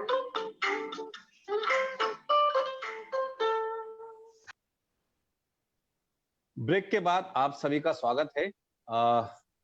मैं आपका स्वागत करता हूं। ब्रेक के बाद दोस्तों, देखा आपने किस तरह से जो अंदर की डैमेजेस है वो बाहर की भी डैमेजेस और अंदर की डैमेजेस ठीक करते हैं। डॉक्टर फिक्सिट एक आपकी हाउसिंग सोसाइटी को लीकेजेस और वाटर प्रूफिंग करता है। तो आप भी ये जो सर्वे होते हैं, जैसे ये एड में बताया कि सर्वे फ्री है, आपकी हाउसिंग सोसाइटी का जो सर्वे करेंगे वो सर्वे फ्री है। आप उनके जो नंबर है वो नंबर पर संपर्क कर सकते हैं। दोस्तों आज मैं इनवाइट करूंगा अभी सेम डॉक्टर फिक्सिट के रीजनल बीडीएम मुंबई के मिस्टर रोहन शुक्ला बताएंगे building repairs and water proofing during कोविड-19 किस तरह से होगा। हमारे कीनोट स्पीकर हैं इस विषय पर मिस्टर रोहन शुक्ला, इनवाइट करता हूं मैं उनको। स्वागत है रोहन जी आपका। हाँ, थैंक यू सुनील जी। तो फर्स्ट ऑफ ऑल तो मैं आप सभी लोगों को धन्यवाद कहना चाहूंगा कि आप लोगों ने अपना कीमती समय निकाल कर ये वाटरप्रूफिंग जो अभी करंट मुंबई की नीड है उसके लिए ये आपने यहाँ पर उपस्थिति दी। एंड MSW को भी थैंक करना चाहूंगा, प्रभु साहब को, कि हमको अपॉर्चुनिटी दिया प्रेजेंट करने के लिए ये टॉपिक पर। तो मैं प्रेजेंटेशन स्टार्ट करता हूँ मेरा। हम आज बात करेंगे building repairs and waterproofing in monsoon. तो ये हम करेंगे, अगर आप देखेंगे तो अभी ये कोरोना वायरस का जो नॉर्म्स फैला हुआ है, इसमें बिल्डिंग रिपेयर्स हमारे एप्लीकेटर से या हमारे ट्रेन कॉन्ट्रैक्टर से हम कैसे करवा रहे हैं, तो उसके बारे में भी हम जानकारी देंगे कि वो सारी कोविड नॉर्म्स फॉलो करके ये रिपेयरिंग कंप्लीट करा के दे रहे हैं सोसाइटीज का। एजेंडा, आज का एजेंडा मैं बताऊंगा। एक तो factors that affect the health of the building, क्या क्या फैक्टर्स होते हैं, ठीक है। Different types of leakage in CHS, इस पर हम 5-10 मिनट स्पेंड करेंगे। मैं आपको अलग अलग टाइप का लीकेजेस जो एक सोसाइटी में आते हैं उसके विषय में थोड़ा सा बात करेंगे। तीसरा सबसे इंपॉर्टेंट पॉइंट है डॉक्टर फिक्सिट का अप्रोच कैसे है। हमारा एक 5 पॉइंट अप्रोच है और हम ये कोविड-19 गाइडलाइंस फॉलो करके ये काम कंप्लीट करवाते हैं सोसाइटीज का। उसके बारे में हम थोड़ा सा एक बात करेंगे। आई विल शेयर एक छोटा सा एक वीडियो दिखाएंगे हम, site reference and customer testimonial video दिखाएंगे, जहाँ पर ये जो आपने अभी करंट वीडियो देखा कि डॉक्टर फिक्सिट का आदमी आता है, एक डायग्नोसिस करता है, उसके बाद सोल्यूशन देता है, एंड देन काम कंप्लीट करवा के लेते हैं। तो उस पर कुछ कस्टमर थे जिन्होंने हमको फीडबैक दिया था, उसका एक जर्नी आपसे शेयर करेंगे। एंड एक छोटा सा पीडीलाइट एंड डॉक्टर फिक्सिट के बारे में ब्रीफिंग बताएंगे आपको। तो प्रेजेंटेशन स्टार्ट करता हूं मैं। एक तो there are 6 major factors that affect the structural health of the building. तो 6 फैक्टर्स है सर। मेन होता है movement of ground and settlement of soil, exposure to highly aggressive environment, wind defects and structure, leakage and dampness, ageing and changing load pattern and defective GI and plumbing pipes. ये 6 main factors होते हैं जिससे आपकी जो building की life होती है वो इफेक्ट होती है। हर एक पॉइंट को हमने ब्रीफ में एक्सप्लेन किया है, आगे आपको प्रेजेंटेशन में जो बताएंगे इनका सब डिवीजन और सब पॉइंट। तो सबसे पहले सॉइल सेटलमेंट। अगर आप मुंबई के बारे में, अगर एक टोटल मुंबई का ज्योग्राफी ऐसे आप देखेंगे तो हमारा काफी सारा मुंबई एक रिक्लेम लैंड में बना था। काफी सारे आइलैंड्स थे जिनको सॉइल फिल करके ज्वाइन किया गया था। और हमारा मेजर जो सॉइल जो इधर मुंबई में होता है वो होता है marine clay soil, and it falls under seismic zone 3 and 4. तो it falls under seismic zone 3 and 4. And third point is कि काफी सारा सॉइल, क्योंकि क्या होता है, इट डिपेंड, जो बिल्डिंग खड़ा होता है उसका शोर पाइलिंग एंड बोरिंग जो किया जाता है, सैचुरेटेड सॉइल सस्टेनेबिलिटी, उसके ऊपर भी डिपेंड करता है. So other factor that effects life of the building is environmental exposure. अगर आप मुंबई में देखेंगे तो हमारे यहाँ पर काफी सारा सलाइन एयर घूमता है मुंबई में. तो आपने देखा होगा कि आपके जो सलिया होते हैं, बिल्डिंग के ग्रिल्स होते हैं घर के, वो रस्ट हो जाते हैं. तो that is because carbon dioxide and concentration of chlorides और सल्फेट्स की वजह से. अगर आप देखेंगे तो आपके बिल्डिंग के अंदर आरसीसी जो होता है वो भी आयरन का बना होता है, जो रस्टिंग होता है जब सरफेस ये एक्सपोज हो जाता है एंड एक्सटर्नल एनवायरनमेंट से, जो हमारा खारी हवा है जो हम बोलते हैं उससे. ठीक है. इफेक्ट्स ऑफ विंड, अगर आप मुंबई में देखेंगे सर तो बहुत सारे स्काई क्रेपर्स होते हैं. स्काई क्रेपर्स मतलब 7 माले, 8 माले, 12 माले, 25 माले एंड अबव बिल्डिंग्स होते हैं. उसका एडवांटेज क्या होता है, बिल्डिंग टॉल होता है और थिन होता है, मगर इसका डिसएडवांटेज भी होता है. बहुत बार कंस्ट्रक्शन की क्वालिटी पे डिपेंड करता है कि वो बिल्डिंग का परफॉर्मेंस कैसे होगा. सो क्रैक्स आने की संभावना होती है, क्योंकि 12 माले के ऊपर विंड वेलोसिटी बहुत ज्यादा हाई होता है. तो आप देखिए तो बहुत हवा चलती है 12 माले के ऊपर. तो that is where thermal expansion and contraction also takes place. Major problem 12 माले के ऊपर स्टार्ट होते हैं. Leakage and dampness. Leakage and dampness, अगर एक हमने एक रिसर्च किया हुआ, ये जो डायग्नोस्टिक रिपोर्ट्स आपने सुने रहेंगे जो हम फ्री देते हैं, वो रिपोर्ट हमने कम से कम 2000 से ज्यादा डायग्नोस्टिक रिपोर्ट गए एक साल में सोसाइटीज में इंस्पेक्शन करा के दिए है. उसमें से भी यही निकल के आ रहा है कि 60% of the times major problem जो सोसाइटी को फेस होते हैं वो इंटरनल एंड एक्सटर्नल लीकेजेस की वजह से होते हैं. तो हम ये पॉइंट पे सबसे ज्यादा स्ट्रेस करेंगे आज के प्रेजेंटेशन में. एजिंग ऑफ स्ट्रक्चर, अगर आप सर देखेंगे तो जैसे बिल्डिंग की एज बढ़ते जाती है वैसे करोजन, बीम, कॉलम का स्ट्रेंथ रिड्यूस होते जाता है. तो ऑन एन एवरेज अगर आप एक कंक्रीट का लाइफ देखेंगे तो 7 to 10 years होता है. उसके बाद कंक्रीट का कंप्रेसिव स्ट्रेंथ, मतलब जो पकड़ के रखने की आयु होती है वो कम होती जाती है. अगर आप देखेंगे, देखिए यहाँ पर डिबॉन्डिंग और प्लास्टर आपने देखा होगा, ऐसे डिबॉन्डिंग काफी जगह 7 साल के बाद शुरू हो जाता है आना.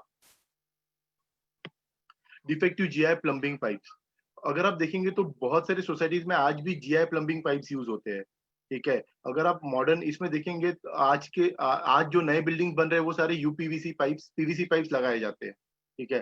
तो काफी बार प्लम्बिंग पाइप्स में ये ऐसे रस्टिंग आपने देखा होगा हो जाता है. तो उसके वजह से भी बिल्डिंग का आयु कम हो जाता है. और अगर आपको मैं बताऊं तो अगर कोई बिल्डिंग 5 साल के अंदर है, मतलब नया बिल्डिंग है, तो 80 to 90% लीकेज प्लम्बिंग लाइंस की वजह से होते हैं. ठीक है. तो how can their internal health be understood. तो जैसे मैंने ये 6 पॉइंट्स बताए और मैंने आपको बताया कि लीकेज 60% से ज्यादा कंट्रीब्यूट करता है प्रॉब्लम्स के लिए.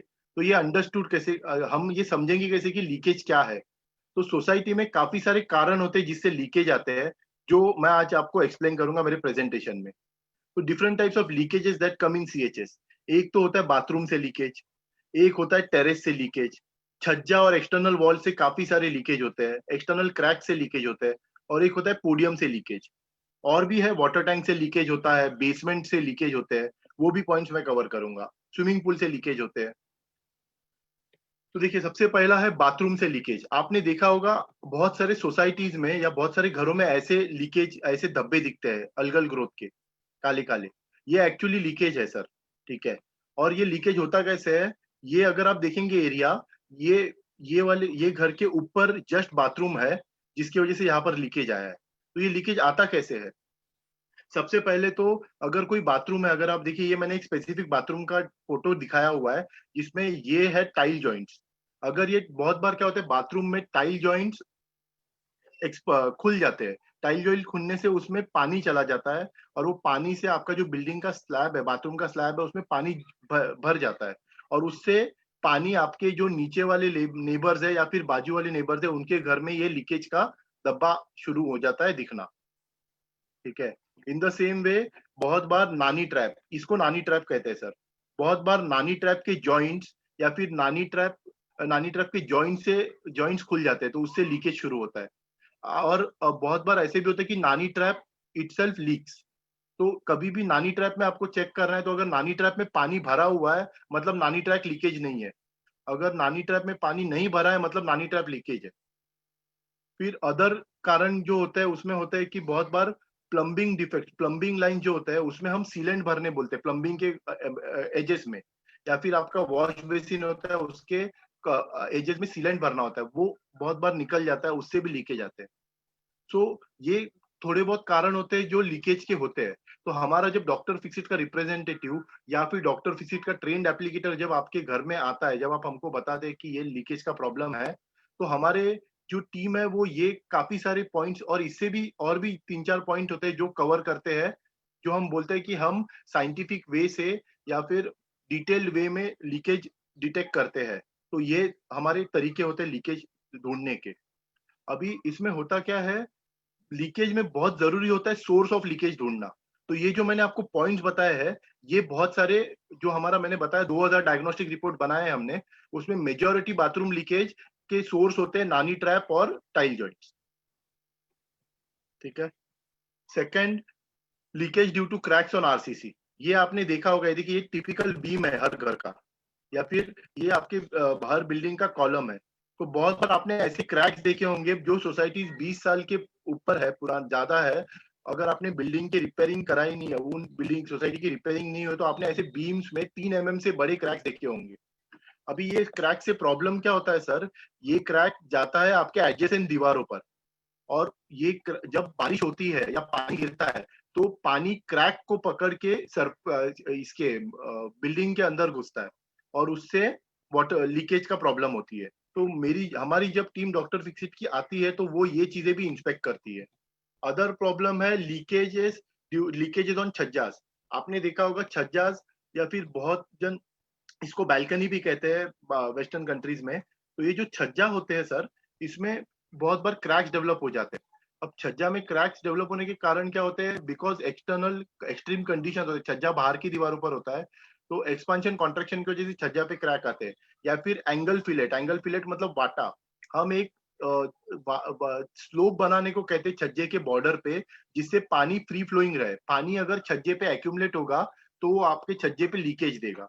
तो बहुत बार स्लोप का इश्यू होता है छज्जे पे, तो ये चीजें भी हम चेक करवाते हैं हमारे डायग्नोस्टिक रिपोर्ट में। लीकेज ऑन टेरेस, अब अगर आपने देखा होगा सर, गए 2 दिन से बॉम्बे में बहुत ही ज्यादा बारिश हो रही है, और आप जो सोसाइटी के मेंबर्स है, आपको बहुत सारे कंप्लेंट्स आए होंगे टेरेस से लीकेज के या फिर डेड वॉल से लीकेज के। तो टेरेस पे लीकेज के कारण क्या होता है सर, अगर ये आप टेरेस का सरफेस देखेंगे तो बहुत बार टेरेस के ऊपर क्रैक्स होते हैं। ठीक है। या फिर टेरेस पे स्लोपिंग बहुत बार नहीं होता। अगर आप देखिए ये टेरेस पे आप देखें तो ये देखिए यहाँ पर पानी जमा हुआ है। अगर आपके टेरेस पे वाटर स्टैग्नेंट रहेगा तो आपके जो नीचे वो स्टैग्नेंट वाटर के नीचे के जो फ्लैट्स है उनको लीकेज के प्रॉब्लम आएंगे। फिर पैरापेट वॉल, जो टेरेस से एडजॉइनिंग वॉल्स होते हैं पैरापेट वॉल्स, बहुत बार पैरापेट वॉल पे क्रैक्स आते हैं, और पैरापेट वॉल के क्रैक्स की वजह से पानी पैरापेट वॉल में चला जाता है और लीकेज आते हैं। Angle fillet at the edge of the parapet wall and terrace, अगर आप जो जंक्शन होता है पैरापेट वॉल और टेरेस का, उसके वहां पर एक एंगल फिलेट या वाटा बनाया जाता है, अगर वो वाटा टूट गया या क्रैक आया है तो भी लीकेज के इश्यूज आते हैं। ड्रेन आउटलेट्स, अभी ये ड्रेन आउटलेट्स का सर कैसा है, बहुत सोसाइटीज में as a thumb rule, Bombay में हम कहते हैं 1000 स्क्वायर फीट के टेरेस पे मिनिमम 2 ड्रेन पाइप होने चाहिए 100 mm के।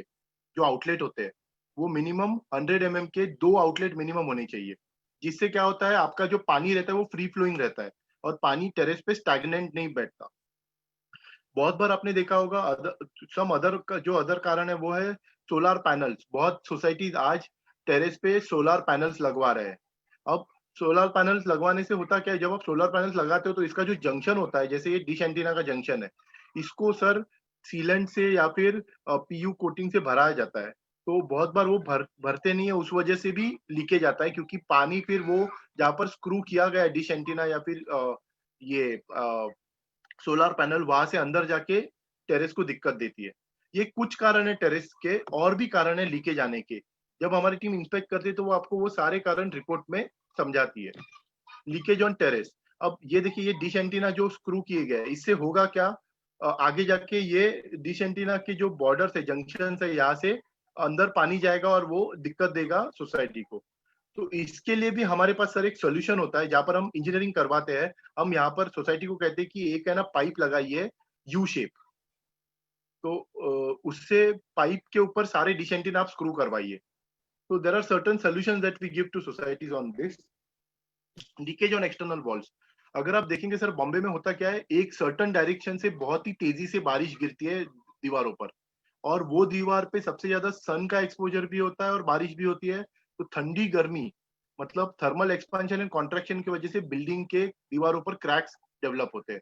अब ये क्रैक डेवलप होने की वजह से ये दीवारों पे, ये दीवारों से जब बारिश होती है तो पानी जाता है और लीकेज के प्रॉब्लम्स आते हैं। तो आपने काफी बार देखा होगा जो टेनेंट्स के घर डेड वॉल से अटैच्ड है वहां पर ये प्रॉब्लम ज्यादा दिखाई देती है। Leakage due to window joints, अब विंडो जॉइंट्स पे होता क्या है कि बहुत बार आपने देखा होगा कि आपके विंडोज के कॉर्नर्स में ये लीकेज का इशू आता है। तो एक्चुअली ये जो विंडो के कॉर्नर्स होते हैं सर, ये सीलेंट से भरे जाते हैं जिससे आपको दिक्कत ना है। बहुत बार होता क्या है कि बिकॉज ऑफ हम दरवाजा खोल बंद रहे या फिर विंडो खोलते और बंद करते रहते हैं, तो उससे ये विंडो के कॉर्नर्स लूज हो जाते हैं जो सीलेंट से भरने पड़ते हैं ताकि आपको लीकेज ना आए। लीकेज इन स्विमिंग पूल, अब स्विमिंग पूल का कुछ कुछ चीजें ये है सर कि ये जो स्विमिंग पूल के टाइल्स होते हैं ये होते हैं चाइना मोज़ेक टाइल्स, और ये काफी साल कुछ साल बाद 3-4 साल बाद डिबॉन्ड होना शुरू होते हैं।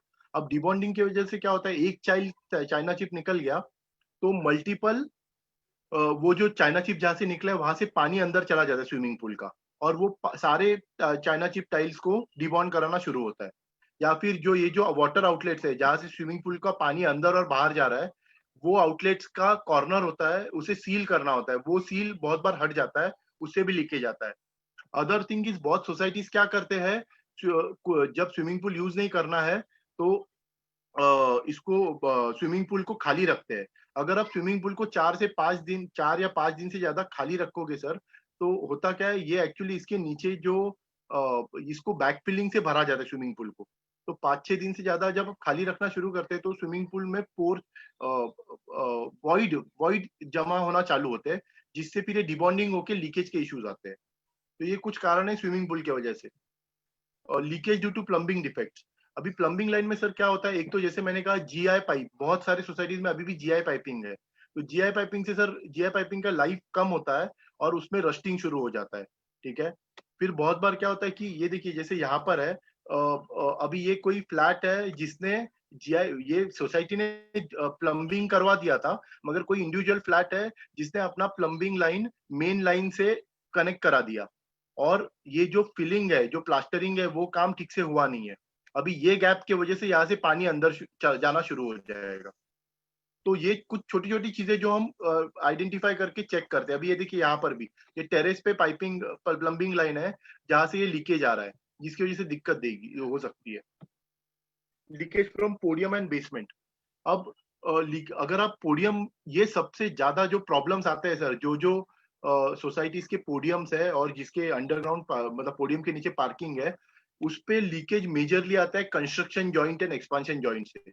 होता क्या है सर, अगर ऊपर से आपके व्हीकल जा रहे हैं और जब आपके पोडियम के ऊपर से व्हीकल जाते हैं तो पोडियम वाइब्रेट होता है। जब वाइब्रेट होता है तो कुछ सालों बाद एक्सपांशन जॉइंट या कंस्ट्रक्शन जॉइंट में लीकेज आने की संभावना होती है। तो ये एक मेन कारण होता है। उसके अलावा भी होता है, बहुत बार देखिए पोडियम के ऊपर गार्डनिंग होती है। गार्डनिंग से होता क्या है, आपको एक्चुअली गार्डन के नीचे एक एंटी रूट ट्रीटमेंट वाटरप्रूफिंग कराई जाती है। अगर वो एंटी रूट ट्रीटमेंट वाटरप्रूफिंग बराबर नहीं है तो आपका पोडियम में लीकेज आ सकता है, क्योंकि जो पेड़ के रूट्स होते हैं वो प्लास्टर को डैमेज कर जाते हैं कुछ सालों बाद, तो उससे वो क्रैक डेवलप होते हैं एंड लीकेज आता है। Leakage of internal and external, this is on water tank. अगर आप देखें तो सर वाटर टैंक का भी सेम प्रॉब्लम होता है। एक्सटर्नल एक्सट्रीम वेदर कंडीशंस की वजह से क्रैक्स डेवलप होते हैं। एक्सटर्नल क्रैक्स की वजह से पानी अंदर चला जाता है। अब पानी अंदर जाता है तो इंटरनली ये वाटर टैंक लीक करना शुरू करा देता है, इंटरनल और एक्सटर्नल। वाटर टैंक में बहुत जरूरी चीज एक ये है कि बिकॉज पोर्टेबल वाटर होता है वाटर टैंक में, तो हमको फूड ग्रेड सर्टिफाइड कोटिंग का जरूरत होता है वाटर टैंक में। ये कुछ कारण थे सर लीकेजेस के। तो जब ये प्रॉब्लम होती है तो हमें करना क्या चाहिए, सोसाइटी मेंबर्स को, कमिटी मेंबर्स को प्रॉब्लम होती है, हम बुलाए किसको? तो doctor fix it is the solution. हम सिंगल विंडो सोल्यूशन प्रोवाइड करते हैं सर वाटर प्रूफिंग के लिए। 5 पॉइंट अप्रोच है। सबसे पहला तो जब हमारा आपका सपोज CHS का टेरेस वाटर प्रूफिंग या एक्सटर्नल पेंटिंग एंड रिपेयरिंग का रिक्वायरमेंट आता है, तो हमारा रिप्रेजेंटेटिव डॉक्टर फिक्सिट का सोसाइटी को विजिट करता है एंड कॉम्प्रिहेंसिव असेसमेंट करता है बिल्डिंग का सबसे पहले। फिर वो बिल्डिंग का जो कॉम्प्रिहेंसिव असेसमेंट किया उसका रूट कॉज एनालिसिस करते हैं। फिर आपको ट्रेन्ड एप्लीकेटर से कोटेशन दिलाते हैं। चौथा पॉइंट होता है जो सोल्यूशन आपको दिया गया है वो कोटेशन में, एंड जो कोटेशन है वो सोसाइटी के साथ डिस्कस किया जाता है। एंड पांचवा है जब आप वर्क ऑर्डर दे देते हैं डॉक्टर फिक्सिट को, तो डॉक्टर फिक्सिट जब आप डॉक्टर फिक्सिट को ये कृपया ऑडियो म्यूट रखें। Yes sir, go ahead sir, Shukla जी।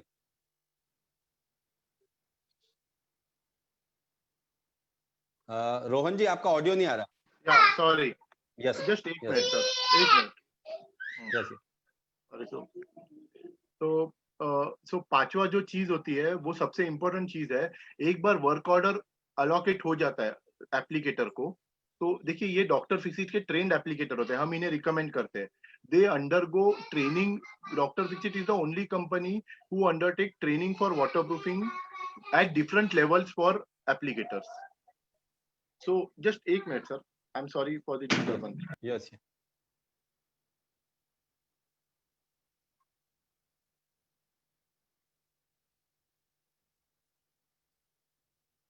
सॉरी। तो हम एप्लीकेटर्स को डिफरेंट लेवल का ट्रेनिंग देते हैं, जिसपे मैं आपको एक थोड़ी देर के लिए बताऊंगा थोड़े आगे जाके। तो ये 5 पॉइंट सोल्यूशन होता है हमारा फॉर सोसाइटीज। तो पहला पॉइंट होता है visual diagnostic report and root cause analysis of that problem. हमने अभी तक ये जो विजुअल डायग्नोस्टिक रिपोर्ट्स है, मैं आपको सैंपल भी दिखाऊंगा, ये 2000 से ज्यादा सोसाइटीज को गए 1 साल में दे चुके हैं। विजुअल डायग्नोस्टिक रिपोर्ट जब डॉक्टर फिक्सिट का एम्प्लॉय करता है, रिप्रेजेंटेटिव करता है, एक तो ये सिविल इंजीनियरिंग बैकग्राउंड या फिर वाटर बैकग्राउंड के एम्प्लॉयज होते हैं सर। सो ये they will carry a nylon hammer, जो आप बहुत बार प्लास्टर ना डिबॉन्ड हो जाता है मगर हमको पता नहीं चलता कि डिबॉन्ड हुआ है, तो वो नाइलॉन हैमर से टैप करके टेस्ट करता है कि डिबॉन्डिंग प्रॉब्लम है कि नहीं प्लास्टर में। फिर जो क्रैक्स मैं आपको बता रहा हूँ ना, एनी क्रैक अबाउट 2 mm या 3 mm is a structural crack. तो आपके स्ट्रक्चर में वो बड़ा क्रैक चला गया है, तो वो क्रैक को हम वर्नियर कैलिबर या फिर ये मेजरिंग इससे मेजर करते हैं।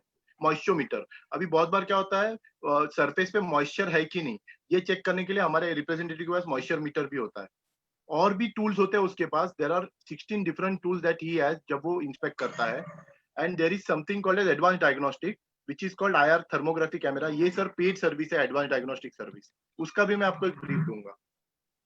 तो जब कॉम्प्रिहेंसिव कंडीशन असेसमेंट जो हमारा रिप्रेजेंटेटिव करता है, वो टोटल 43 पॉइंट्स आपके स्ट्रक्चर के चेक करता है। तो ये RCC structure, external cracks, external paint, terrace, plumbing, parapet wall, water tank, bathroom leakage, कुछ जो आपकी क्रिटिकल बाथरूम लीकेज है सोसाइटी के, वो चेक करता है। पोडियम, फिर वो चेक करेगा बीम्स, कॉलम्स, और भी पॉइंट्स है सर। 43 पॉइंट टोटल वो चेक करता है बिल्डिंग में, एंड उसके बेसिस पर एक रिपोर्ट देता है जिसमें आपके स्ट्रक्चर का वो आपको बताएगा कि गुड स्ट्रक्चर, गुड मतलब स्ट्रक्चर का कंडीशन गुड कौन से एरिया में है, मॉडरेट मतलब ये वो एरिया है जहां पर रिपेयरिंग की जरूरत है, एंड इमीडिएट रिपेयर्स मतलब जहां पर इमीडिएट रिपेयरिंग की जरूरत है। ये सैंपल है डायग्नोस्टिक रिपोर्ट का सर। मैं आपको एक डायग्नोस्टिक रिपोर्ट का सैंपल दिखा देता हूँ। ये डायग्नोस्टिक रिपोर्ट दिख रहा है सर? Yes sir. या तो ये सैंपल है, ये डायग्नोस्टिक रिपोर्ट। सो ये हमने ACC सीमेंट हाउस के लिए दिया था जो साउथ बॉम्बे में है। तो this was submitted on 3rd of November 2019। तो इसमें देखिए ये पूरा बैकग्राउंड दिया हुआ है, significance of water proofing background, society का इंफॉर्मेशन जो हम आपसे लेके इसमें डालते हैं, visual observation, building condition assessment, leakage detection using thermal imaging camera, ये पेड सर्विस है थर्मल इमेजिंग वाला sir. System specification, building condition assessment and BOQ, आपको BOQ भी उसमें प्रिपरेशन का दिया जाता है। हमारे जो भी प्रोडक्ट्स है सर वो सिंगापुर स्टैंडर्ड काउंसिल से सर्टिफाइड है। Most of our products are Singapore standard council से सर्टिफाइड या फिर गृह से सर्टिफाइड है। वो सर्टिफाइड है। ये देखिए, ये सोसाइटी का जनरल बैकग्राउंड है। मेरा स्क्रीन अगर विजिबल नहीं है तो ये बेसिक बैकग्राउंड हमने दे दिया, कहाँ पर सोसाइटी लोकेटेड है, कितने विंग्स है, कितना स्क्वायर फीट एरिया है और बिल्डिंग का एज कितना है। और ये विजुअल ऑब्जर्वेशन है जो हम रिटर्न रिपोर्ट में देते हैं सर। आरसीसी मेंबर्स में का अगर क्रैक ऑब्जर्व्ड है तो ऑब्जर्व लिखा जाता है, नॉट ऑब्जर्व्ड है तो नॉट ऑब्जर्व लिखा जाता है, एंड फोटोग्राफ्स उसके साथ अटैच किए गए कि यहाँ पर क्रैक्स है, ये प्रॉब्लम है। प्रॉब्लम आपको डिटेल में वो फोटोग्राफ के साथ लिखी जाती है वो इसमें। Representative just to give you an estimate कि कहाँ पर प्रॉब्लम है। So this is the diagnostic report sir. ये पूरा डिटेल में रिपोर्ट में लिखा जाता है कि कहाँ पर प्रॉब्लम्स है। ये हर एक स्ट्रक्चर के लिए, हर एक पॉइंट के लिए लिखा जाता है। तो इसके बेसिस पर सर, ठीक है, अभी देखिए ये उसने पूरा लिख के दिया कि कंडीशन असेसमेंट कहाँ पर आपका मॉडरेट है, कहाँ पर इमीडिएट आईआर मतलब इमीडिएट रिपेयर, और कहाँ पर ये मॉडरेट है। देखिए मॉडरेट मतलब बेसिक रिपेयरिंग की जरूरत है, इमीडिएट रिपेयर मतलब इमीडिएट आईआर मतलब इमीडिएट रिपेयरिंग की जरूरत है। एंड ये देखिए ये ऐसे रिपोर्ट आता है जहां पर गुड, मॉडरेट और डिटेल में ये दिया जाता है रेटिंग के साथ। शायद रिपोर्ट दिख नहीं रहा है, ओ स्क्रीन, सॉरी स्क्रीन वहीं पे रुक गया सर। वो सैंपल जो डायग्नोस्टिक रिपोर्ट है आपका DR, I will just share आप yes sorry, I am so sorry. Yes okay, go ahead sir. अभी आ गया।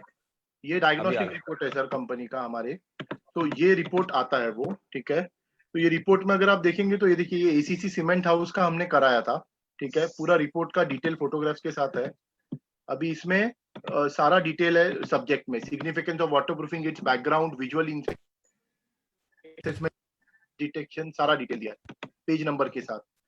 सिग्निफिकेंस ऑफ वाटरप्रूफिंग, जैसे मैंने आपको कहा हमारे सारे products, most of our products are Singapore standard council से सर्टिफाइड, ठीक है। राहुल जी, रोहन जी, ये आपका जो रिपोर्ट है आपके पीपीटी के साथ में ग्रुप में भी शेयर कर देना। जो चैट बॉक्स में आप है तो उधर भी शेयर कर देना, नहीं तो मुझे मेल कर देना तो मैं सबको भेज दूंगा, कुछ प्रॉब्लम नहीं है। Sure, I will do that sir. और ठीक है, या थैंक यू। या सो थोड़ा सा टाइम लिमिट है अपने पास, थोड़ा सा हरी कीजिए। Thank you. ओके, तो ये मैं आपसे शेयर कर दूंगा रिपोर्ट सर। जो तो ये सैंपल डायग्नोस्टिक रिपोर्ट है। एडवांस डायग्नोसिस जैसे मैंने कहा, सॉरी, मेन जो है आपको यदि वो टेस्टिंग करवाना है free of cost, doctor Fixit करने वाले, आप महासेवा के साथ कांटेक्ट कर सकते हैं या डॉक्टर फिक्सिट डायरेक्ट भी आप फोन कर सकते हैं। बराबर रोहन जी? यस यस यस, वो थोड़ा सा बताइए। तो देखिए मैं आपको मेरा मोबाइल नंबर और ये भी शेयर कर दूंगा चैट बॉक्स पे, ईमेल आईडी, ठीक है। तो आपको वो इजी हो जाएगा। ये हमारे सर्विसेज जो मैं बोल रहा हूँ, ये हमारे कुछ प्रोडक्ट्स है। देखिए कोविड कंप्लायंस, अभी क्या हो गया सर कि कोरोना वायरस का जो पैंडेमिक है, दिस वाज नॉट प्लान्ड, किसी को पता नहीं था ये होगा।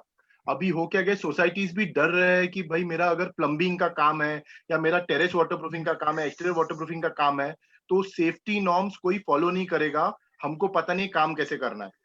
तो अगर आपको बीएमसी से परमिशन लेना है तो हमने डॉक्टर फिक्सिट ने एक सीएचएस का गाइडलाइंस का नोट बनाया है कि बीएमसी या फिर थाने municipal corporation, Navi Mumbai municipal corporation, जो हमारे 6 म्युनिसिपल कॉर्पोरेशन है, वहां से परमिशन कैसे लेनी है, उसके लिए we can assist you, we can help you out. उसके अलावा हमारे जो एप्लीकेटर्स है, जो काम करते हैं, इनका डॉक्टर फिक्सिट ने 2 घंटे का सर ट्रेनिंग कंडक्ट किया है कि आप अगर कोविड में काम करना है तो कैसे करना है, जैसे सोशल डिस्टेंसिंग रखना है, साइट पे जाने से पहले और जाने काम होने के बाद क्या काम करना है, precautions to be taken while returning home, corona virus क्या होता है, उनको और उनके लेबर को ब्रीफिंग दी जाती है। तो ये सारी चीजें हम करके उनको एक सर्टिफिकेट भी देते कि यू आर नाउ, आपने मतलब कोविड का ट्रेनिंग अंडरगो किया है डॉक्टर फिक्सिट से। तो ये भी हम प्रिकॉशंस ले रहे हैं। इसके अलावा अगर कोई सोसाइटी है जिनका मेजर रिपेयर का प्रॉब्लम है, तो हमारा एक डॉक्टर फिक्सिट इंस्टीट्यूट है सर अंधेरी में, आप हमें कांटेक्ट कीजिएगा, we can have you a free tour of doctor Fixit done at from doctor Fixit, वहां पर हम आपको इनवाइट कर सकते हैं, ठीक है। ये कुछ साइट्स है सर जो हमने मतलब गए 1 साल में हमने 5000 से ज्यादा CHS को वाटरप्रूफिंग और कोटिंग करवाया है सर। तो ये कुछ एक्सटीरियर पेंटिंग के साइट्स है जो हमने किए हैं सारे, मतलब जैसे नाहर पैनोरमा है जो हमने साउथ बॉम्बे में किया है। अगर एक बताओ, ट्विन टावर के टेरेस वाटरप्रूफिंग हम करा रहे हैं प्रभा देवी की, ठीक है। तो this is about my presentation sir. Thank you very much Rahul Rohan Shukla ji, doctor Fixit के। आप नंबर अपने शेयर कर दें, लोग डिमांड कर रहे हैं चैट बॉक्स में, अपने नंबर शेयर कर दें, मेल आईडी वगैरह। दोस्तों, जिस तरह से मैं आपको बता दूं, आज एक तरफ देश के जो तमाम डॉक्टर्स हैं कोरोना वायरस बनकर लोगों की जान बचाने में लगे हैं, वहीं एक तरफ देश के एकमात्र डॉक्टर फिक्सिट जो अपने घरों के लीकेजेस को बंद कर आपके घरों को और आपकी सुरक्षा कर रहे हैं। इस तरह से ये डॉक्टर फिक्सिट का पूरा प्रेजेंटेशन था रोहन जी ने जो किया। दोस्तों, अब मैं इनवाइट करूंगा मिस्टर पार्थ सारथी जी को कि वो जो आज हमारा सब्जेक्ट था, मेन सब्जेक्ट रीडेवलपमेंट पे, उस पर क्या हाइलाइट्स, क्या सवाल आपने चूज किए जिनके जवाब हमारे कीनोट स्पीकर देंगे। Mister Partha Sarathi ji. Thank you Sunil Sharma जी। जैसे कि मैंने देखा चैट बॉक्स में काफी लोगों ने हरीश गंगवानी साहब का जो प्रेजेंटेशन था, इसके पहले शीतल नातू को बुला लो ना। शीतल नातू आई है, तो आप शीतल नातू को बुला लो ताकि फिर सवाल जवाब शुरू करते हैं। बिल्कुल। मैं चाहूंगा हमारा फार्म टू होम का जो संकल्पना है, कॉन्सेप्ट है, उसके बारे में शीतल नातू जी जिन्होंने एप्लीकेशन बनाई उनको इनवाइट करूंगा, वो बताएं शॉर्ट में कि किस तरह से फार्म टू होम काम करता है। वेलकम शीतल जी।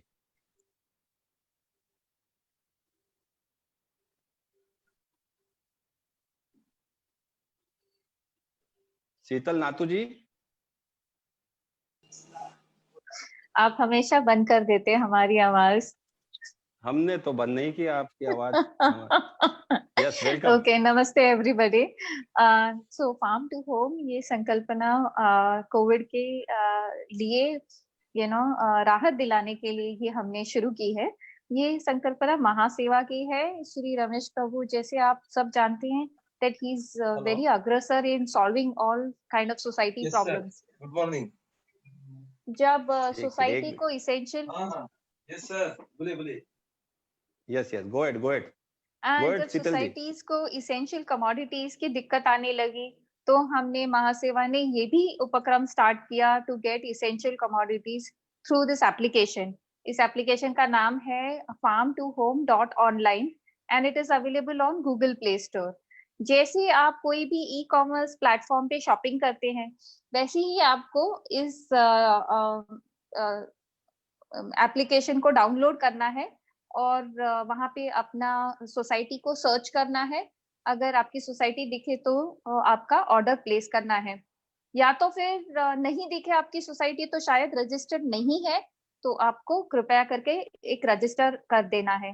तो आपकी सोसाइटी का नाम वहां पे दिखने लगेगा और हमें पता पड़ेगा कि कहाँ पे आपको रिक्वायरमेंट है।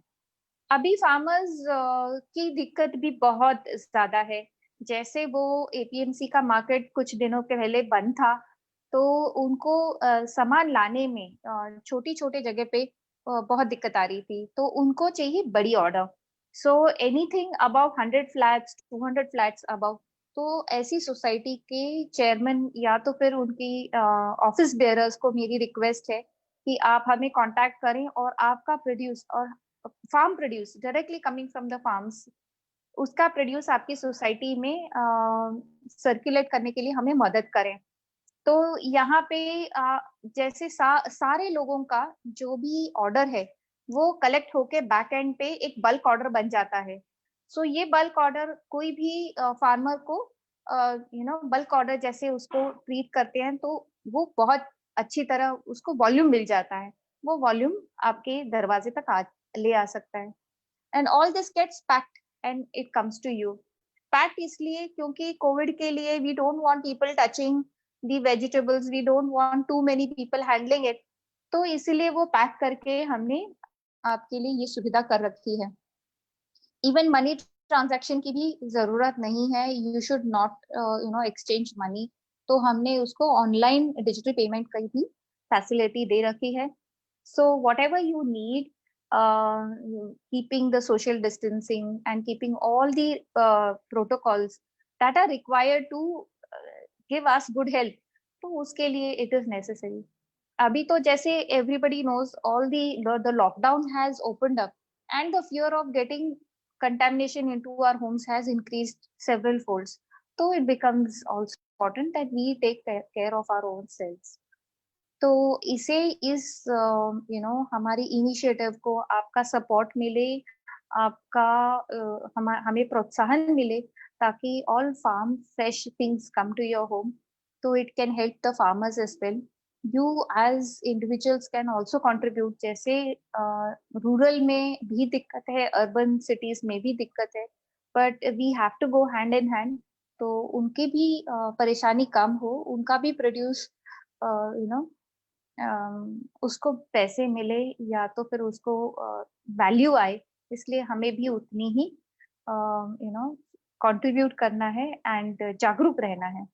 सो एक छोटा सा ये भी है इसके कारण that I would want to share and show, and there is another video clip that is when we inaugurated on the 26th of April, तब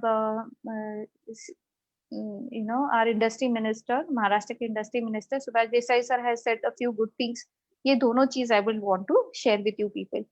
So if you give me a chance, I will। बिल्कुल, go ahead।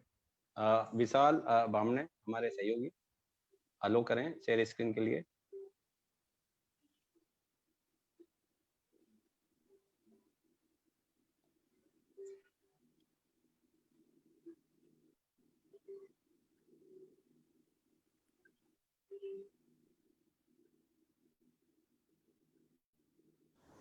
तेवीस मार्च 2020 संपूर्ण भारतात लॉकडाऊनची घोषणा।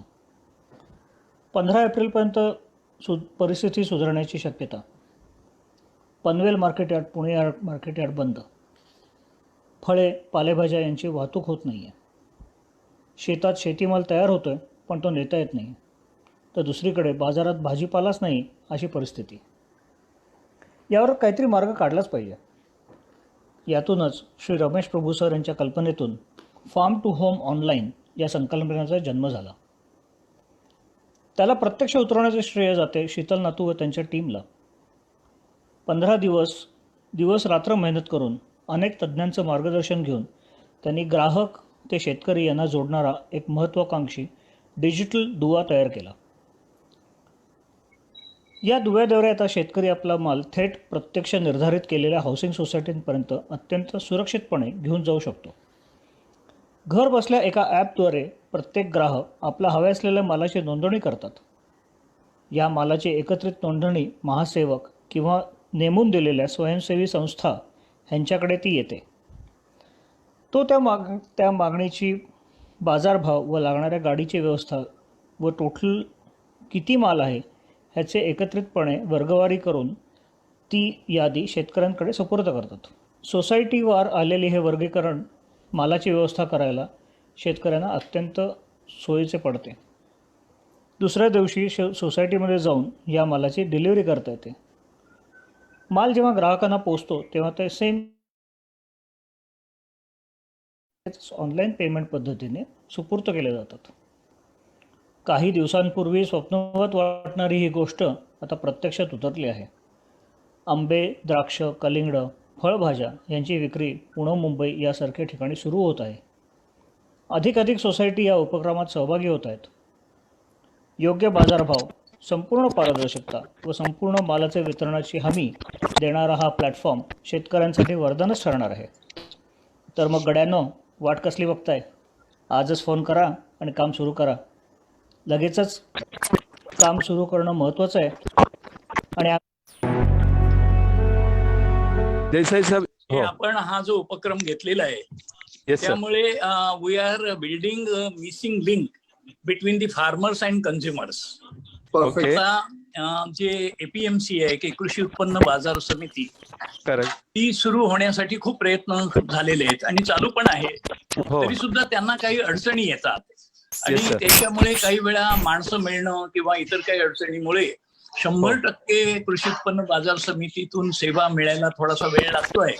परंतु आपण ह्या ज्या गोष्टी आता करतायत की शेतकऱ्याचा त्यांनी उत्पादन केलेला माल, मग त्याच्यात भाजीपाला, फळफळावळ, इतर शेतमाल हा डायरेक्ट कंझ्युमरला त्याच्या दारापाशी मिळणार असेल तर त्याच्यासाठी गरज होती ती असोसिएशनची किंवा फेडरेशनची. ती गरज तुम्ही पूर्ण केलेली आहे. तुमची फेडरेशन याच्यात उतरल्यामुळे मी या हाऊसिंग फेडरेशनला मनापासून धन्यवाद देतो. तुम्ही याचा पुढाकार घेतला म्हणून सीए रमेश प्रभू तुमचे पण आभार. आणि त्याचबरोबरीनं महासेवा आणि इतर ह्या ज्या यंत्रणा आहेत ह्या सगळ्या आलेल्या आहेत. आणि सुभाष लाला साहेबांनी यात लक्ष घातले. तेजेंद्र त्यागी यांनी लक्ष घातलेलं आहे. विनोद घोसाळकरांसारखे सहकार क्षेत्रात काम करणारे, सामाजिक क्षेत्रात काम करणारे कार्यकर्ते याच्यात उतरलेले आहेत. या सगळ्यांच्या एकजुटीमुळे आणि परस्पर सहकार्यामुळे आज लॉकडाऊनच्या काळामध्ये जेव्हा ग्राहकांना काही वस्तू मिळायच्या बाबतीत अडचणी होत आहेत तर त्यांच्या दारापर्यंत हा जर ताजा शेतमाल आला आणि तो परत वाजवी दरामध्ये तर खरोखरच ग्राहकांना फार मोठा दिलासा मिळणार आहे. आणि ह्या लॉकडाऊनचा जो काळ आहे तो सुसह्य होईल. आणि त्यामुळे ह्या उपक्रमाला मी मनापासून शुभेच्छा देतो. माझ्याकडून कोणत्याही प्रकारचं सहकार्य आपल्याला लागत असेल तर आपण अवश्य सांगा. आम्ही सर्वजण आपल्या बरोबर काम करायला तयार आहोत. आम्हाला त्याचा आनंद होईल. धन्यवाद. सर, धन्यवाद सर. एकच मिनिट मी आपल्याला सांगतो. आमच्याकडे सर विषय असा आहे शेतकऱ्यांचा. थैंक यू वेरी मच शीतल नातू जी. देखा आपने किस तरह से कंज्यूमर को दिलासा मिलेगा, साथ ही फार्मर्स को भी दिलासा मिलेगा. इस तरह का जो सीनियर मंत्री हैं, उद्योग मंत्री सुभाष देसाई जी ने लॉन्चिंग के समय कहा था. धन्यवाद शीतल जी. आप अपना लिंक और मेल आईडी और इंडिया जरूर लिखें. लोगों को कंफ्यूजन रहता है. फार्म टू होम एक इस्लामाबाद पाकिस्तान में भी है, तो इंडिया जरूर लिखें आपके मैसेज में ताकि लोग कनेक्ट हो सके. Thank you Sheetal ji. Thank you. आप चार्ट बॉक्स में देख सकते हैं मेल आईडी और कांटेक्ट नंबर और लिंक फार्म टू होम का. अब मैं बात करूंगा जैसे कि हमारा जो विषय है आज का उस सब्जेक्ट को लेकर, और रोहन शुक्ला जी जो रीजनल बीडीएम है उनसे रिक्वेस्ट है कि आप काफी चार्ट बॉक्स में देख सकते हैं रिक्वेस्ट आ रही, आपके मेल आईडी और फोन नंबर वगैरह शेयर करें. तो रिक्वेस्ट आ रही तो आप जो भी है उनके मेल आईडी पर पीपीटी वगैरह शेयर करना. तो जिन लोगों को पीपीटी चाहिए कृपया जो हमारे स्पीकर है, कीनोट स्पीकर, उनकी मेल आईडी पर या उनके नंबर पर रिक्वेस्ट डालें, वो आपको डायरेक्टली मेल करेंगे पीपीटी. दोस्तों पार्थसारथी सर आज के हमारे इस सब्जेक्ट के मॉडरेटर पार्थसारथी सर, एक सवाल मैं फेसबुक का ले लेता हूं, फिर आप शुरुआत कीजिएगा बाकी सवालों के लिए. सर एक सवाल है हरीश जी, और can builder conveyance the property in the name of society, the project is SRA and it is BMC land. Harish Gangwani ji. हाँ hello Sunil. Yes sir ji जरा एक बार क्वेश्चन रिपीट करेंगे सर? बिल्कुल रिपीट कर रहा हूं मैं. Can builder conveyance the property in the name of society, the project is SRA and it is BMC land. Yeah, it is required to convey the property of the completion of the project. BMC से conveyance लेके builder ने society के नाम से conveyance करना बहुत जरूरी है. जी thank you. Parthasarathy sir go ahead, आपके जो हाईलाइट सवाल हैं वो ले लीजिए. हाँ, हरीश जी और एस जी ने उनके कंपनी के बारे में और एक डेवलपमेंट. हेलो, आवाज आ रहा है क्या? हाँ आ रहा है. बिल्कुल आवाज आ रहा है आपका. Word sir. एक डेवलपमेंट कंसल्टेंट के बारे में जो रिक्वायरमेंट है और उसके बारे में अच्छे तरीके से बताया उनके प्रेजेंटेशन के हिसाब से. काफी तो एक्चुअली लोगों ने इनका प्रेजेंटेशन का पीपीटी मांगा है, वो तो हम लोग शेयर करेंगे. आप लोग सब लोग आपका मेल आईडी हमारे पास चैट बॉक्स में शेयर कर दीजिए ताकि हम आपको शेयर कर पाएंगे. और ये फेसबुक में से भी आपको मिल जाएगा. अगर आप RS प्रभु 13 फेसबुक आईडी में आप सीए रमेश प्रभु को फ्रेंड रिक्वेस्ट भेजते हैं तो आप फ्रेंड्स बन के भी वहां से फेसबुक से भी या सुनील शर्मा जी के फेसबुक से भी आप पा सकते हैं. इसका वहाँ पे पूरा रिकॉर्डिंग है, तो वहाँ से भी आपको लिंक मिल जाएगा इसका, वहाँ से भी आप पूरा ये जो आज का सेशन है उसका पूरा एक्सट्रैक्ट आपको वहाँ से मिल सकता है। दूसरी बात यह है हरीश जी कि दो तीन सवालें आई है आपके लिए कि जैसे CRZ को लेकर के या कोई रेलवे एस्टेब्लिशमेंट, रेलवे लाइन या फिर अदर कोई सिक्योरिटी या फिर कोई डिफेंस एस्टेब्लिशमेंट्स को लेकर के आपका जो डेवलपमेंट प्रोफेशनल्स है जो आप अपॉइंट करते हैं, कंसल्टेंट्स है, उनका क्या रोल रहेगा इसमें, आप कैसे मदद कर पाएंगे और उसका इम्प्लीकेशंस क्या है, थोड़ा आप बता पाएंगे CRZ वगैरह को लेकर? हाँ बिल्कुल, इसमें ये जो भी आपने बताया CRZ या पहले तो उस पर्टिकुलर एक्ट के अंडर में क्या चेकलिस्ट होती है, वो चेकलिस्ट होना बहुत ज़रूरी है। जैसे रेलवे हो गया या मेट्रो हो गया आज के दिन में, तो हर उन चीज़ों का या उन अथॉरिटीज़ का अप्रूवल या NOC लेनी पड़ती है, और उसके बिना लिए करने से प्रोजेक्ट के ऊपर काफ़ी इम्पैक्ट रहता है। तो बट पहले तो सबसे पहले प्रोजेक्ट जब हम फिजिबिलिटी के लिए लेते हैं तो वो पूरी चेकलिस्ट बना देते हैं कि ये चीज, ये पर्टिकुलर अथॉरिटीज़ का हमको अप्रूवल लेना है, ये पर्टिकुलर अथॉरिटीज़ का NOC लेना है, और वो अथॉरिटीज़ कौन है वो हम और उसके एक्ट के आप डिफाइन करते हैं। उस तो जैसे डिफेंस लैंड बाजू में डिफेंस की ऑफिस है या उनका कोई एक्टिविटी है वहाँ पे, तो डिफेंस वाले से भी लेना पड़ता है। नेवी का है तो नेवी से लेना पड़ता है। नेशनल पार्क है तो संजय नेशनल पार्क के उनके अथॉरिटी से लेना पड़ता है। एयरपोर्ट का लेना पड़ता है। तो ये सब के इंडिपेंडेंटली डिपेंडिंग अपॉन कि वो लैंड कौन से एरिया में है और उसको क्या अप्लीकेबिलिटी है वो एक्ट्स की, अकॉर्डिंगली हमको लिस्ट बना के, उसकी चेकलिस्ट बना के और उसके लॉ को समझ के और उनको गाइड करना पड़ता है। और मगर ये बिल्कुल लेने पड़ते हैं अप्रूवल।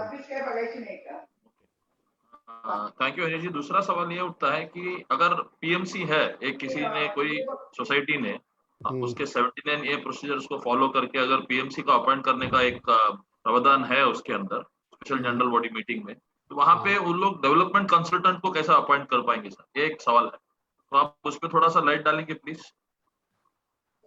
सर ये तो क्या है कि आप जो भी एजेंसीज को आप अपॉइंट कर रहे हो, वो एजेंसीज, अब आर्किटेक्ट का भी कहीं लिखा नहीं है इंडिपेंडेंटली, मगर आर्किटेक्ट लगता है, लॉयर के लिए भी नहीं लिखा है, लेकिन लॉयर अपॉइंट करना पड़ता है। उसी तरीके से CA भी लेना पड़ता है। अब आपको जो प्रोफेशनल की ज़रूरत है आपके प्रोजेक्ट को वायबल बनाने के लिए, टेक्निकली साउंड बनाने के लिए, तो आपको उस सब उसके लिए ये ज़रूरी नहीं है डिफाइन करने का। अब सोसाइटी एक्ट के अंडर में उन्होंने पर्टिकुलर चीज़ को लिखा है ताकि मीन्स आप एटलीस्ट एक किसी टेक्निकल क्वालिफाइड, क्योंकि सेल्फ रीडेवलपमेंट में PMC की बहुत जरूरत रहती है। तो ये मेरा ये समझ सकता हूँ हरीश जी कि अगर एक PMC अगर कोई अपॉइंट करता है 79A के जरिए, तो उसमें एक डेवलपमेंट कंसल्टेंट एक PMC के साथ में जुड़ा होना रहना चाहिए, ऐसा हम लोग समझ सकते हैं क्या? नहीं, ये दो डिफरेंट रोल है। डिफरेंट रोल इसलिए मैं कहूँगा क्योंकि कर सकते हैं ऐसे ओवरऑल देखे, अगर उनके पास में कोई एक रियल एस्टेट वाला जो बंदा है, जो मैंने मेरे प्रेजेंटेशन में दिखाई चीज़ें, जो वो लॉक कर सकता है उन सब चीज़ों को, तो इंटरनली PMC भी मैनेज कर सकते हैं। मगर अगर PMC में प्योरली टेक्निकल लोग हैं, अब वो PMC किस टाइप की है, उसके लोग को क्या काम करते हैं, उनका क्वालिफिकेशन और उनका एक्सपीरियंस क्या है, किस टाइप के रिलेटेड है, ये सब बहुत इम्पोर्टेंट क्राइटेरिया हो जाती है।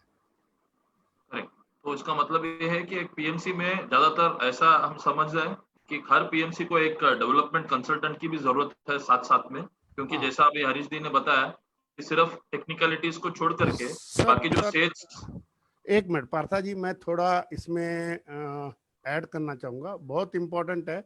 डेवलपमेंट कंसल्टेंट डेफिनेटली सोसाइटी ने अपॉइंट करना चाहिए।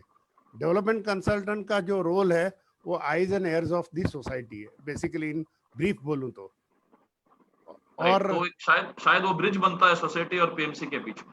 Yes, it is a bridge between all the consultant.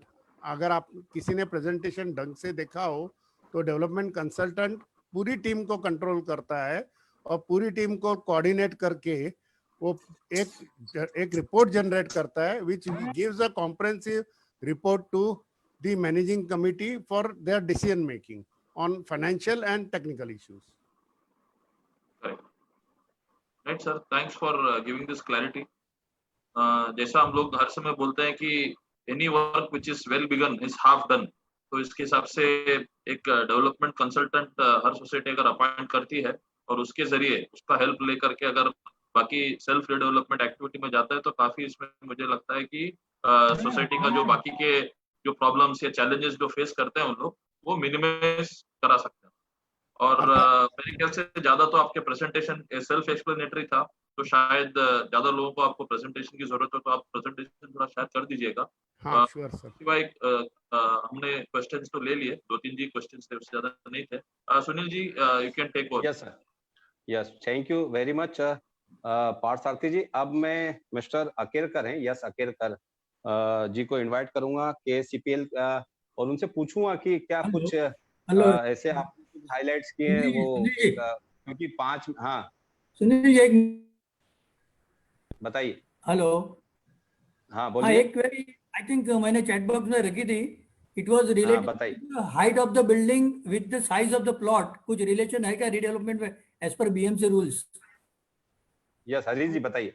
और हाइट को मेंटेनेंस के साथ में भी कितनी हाइट से कितना मेंटेनेंस BMC का चार्ज लगाता है? हाँ, हाइट से रिलेटेड इशू सिर्फ टैक्स रिलेटेड है. जैसे जैसे हाइट बढ़ती है टैक्सेस का उसका इम्प्लीकेशन होता है फ्यूचर मेंटेनेंस में. ओके, बाकी कुछ नहीं है. बाकी उसके अलावा कोई भी रेगुलेशन कंट्रोल नहीं करता है except for airport authority. Sir can I add something to that?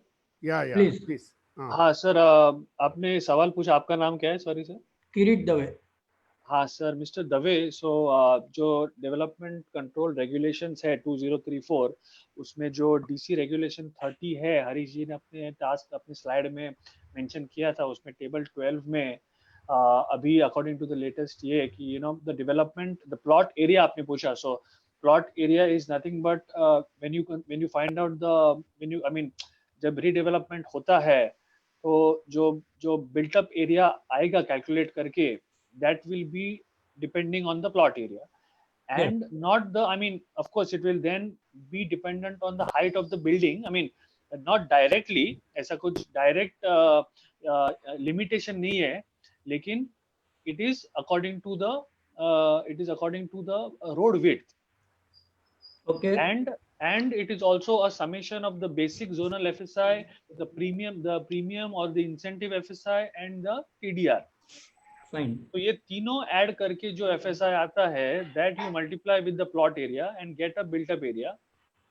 नहीं, वो समझ गया. टोटल FSI मिल गई, उसके हिसाब से बिल्ट अप एरिया मिलेगा and then accordingly it will go to height. Exactly. So there is no, as Harish ji said, that her height is not it will be a concern in matters of taxes and in matters of the airport authority, but otherwise with relation to plot area it is only an indirect.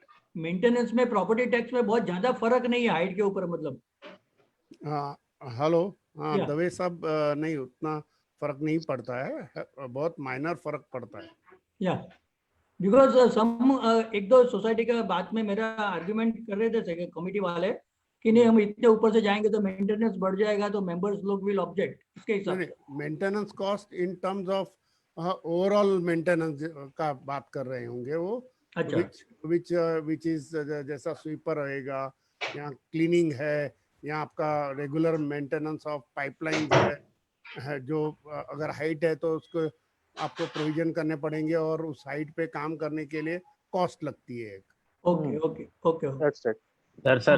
Sir एक था question इसमें. ये जो height का ये बोल रहे हैं, तो एक्चुअली मेरी किसी से बात की तो बोल रहे थे कि ओपन एरिया डेफिशिएंसी अपने को लगता है, अगर अपन ओपन एरिया नहीं छोड़ते तो उसके प्रीमियम भरने पड़ते अपने को.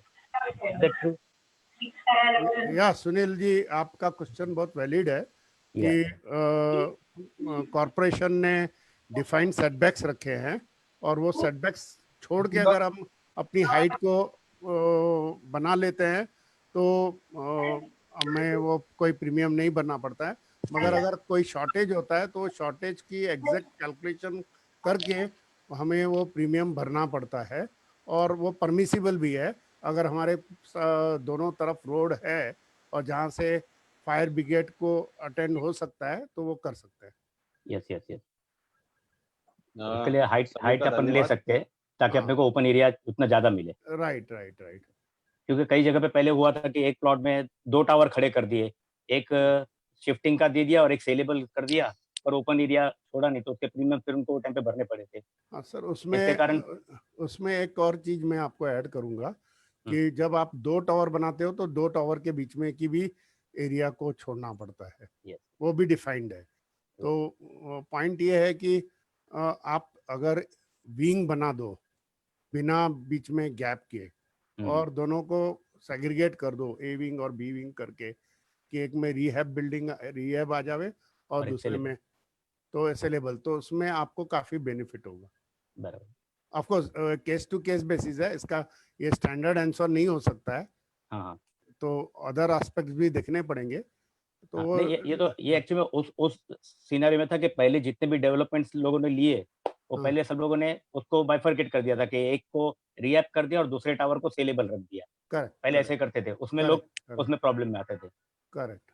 तो मैक्सिमम सोसाइटी उसमें प्रॉब्लम में आई थी कि उनको फिर या तो प्रीमियम भरना डेवलपर को, और इसके कारण डेवलपर्स फिर उनको प्रॉब्लम ओसी के लिए आई है वहाँ पे, जहाँ जहाँ ऐसा हुआ है तो फिर ओसी में उनको प्रॉब्लम आई है। बरोबर है, अगर आप ढंग के प्रीमियम और ढंग की स्पेसेस नहीं छोड़ते हो और प्रीमियम पेबल होता है, और अगर आप उसको भी पेंडिंग रखते हो तो कहीं ना कहीं फाइनल ऑक्यूपेशन या कंप्लीशन सर्टिफिकेट्स में इशू आते हैं। यस सर, एक और बात मैं ऐड करना चाहूंगा, अगर आपको इसके बारे में डिटेल्ड, सर आपका नाम क्या है? हेलो, किसका? मेरा? सर जी आप सर, अपना सेल्फ इंट्रोडक्शन दें। मेरा सुनील वासु, आई एम फ्रॉम मलाड, सुंदर नगर। हाँ हाँ, सो सर अगर आपको इसके बारे में और डिटेल में बात करनी है so we can talk, otherwise you can go to the DCR 2034 as I was talking, and you can note it down what I'm saying. There is a DCR regulation 31. Okay, so this will give you a further talking about further information about the fungible compensatory area, and jahan pe, as you said, if there is a deficiency in the open space, then how much of a premium would not be charged. So वहाँ पे detail में आपको मिल जाएगा, so that is more theoretical and you'll get the facts correct there.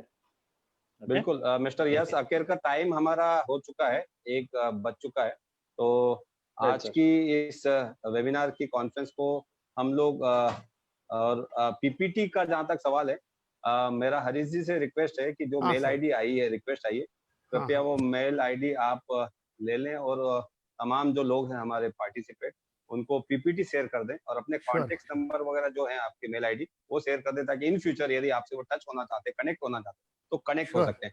Sure Sunil ji, thank you. Harish ji आपका बहुत बहुत धन्यवाद, और मिस्टर यस अकेरकर जी आपका बहुत बहुत धन्यवाद।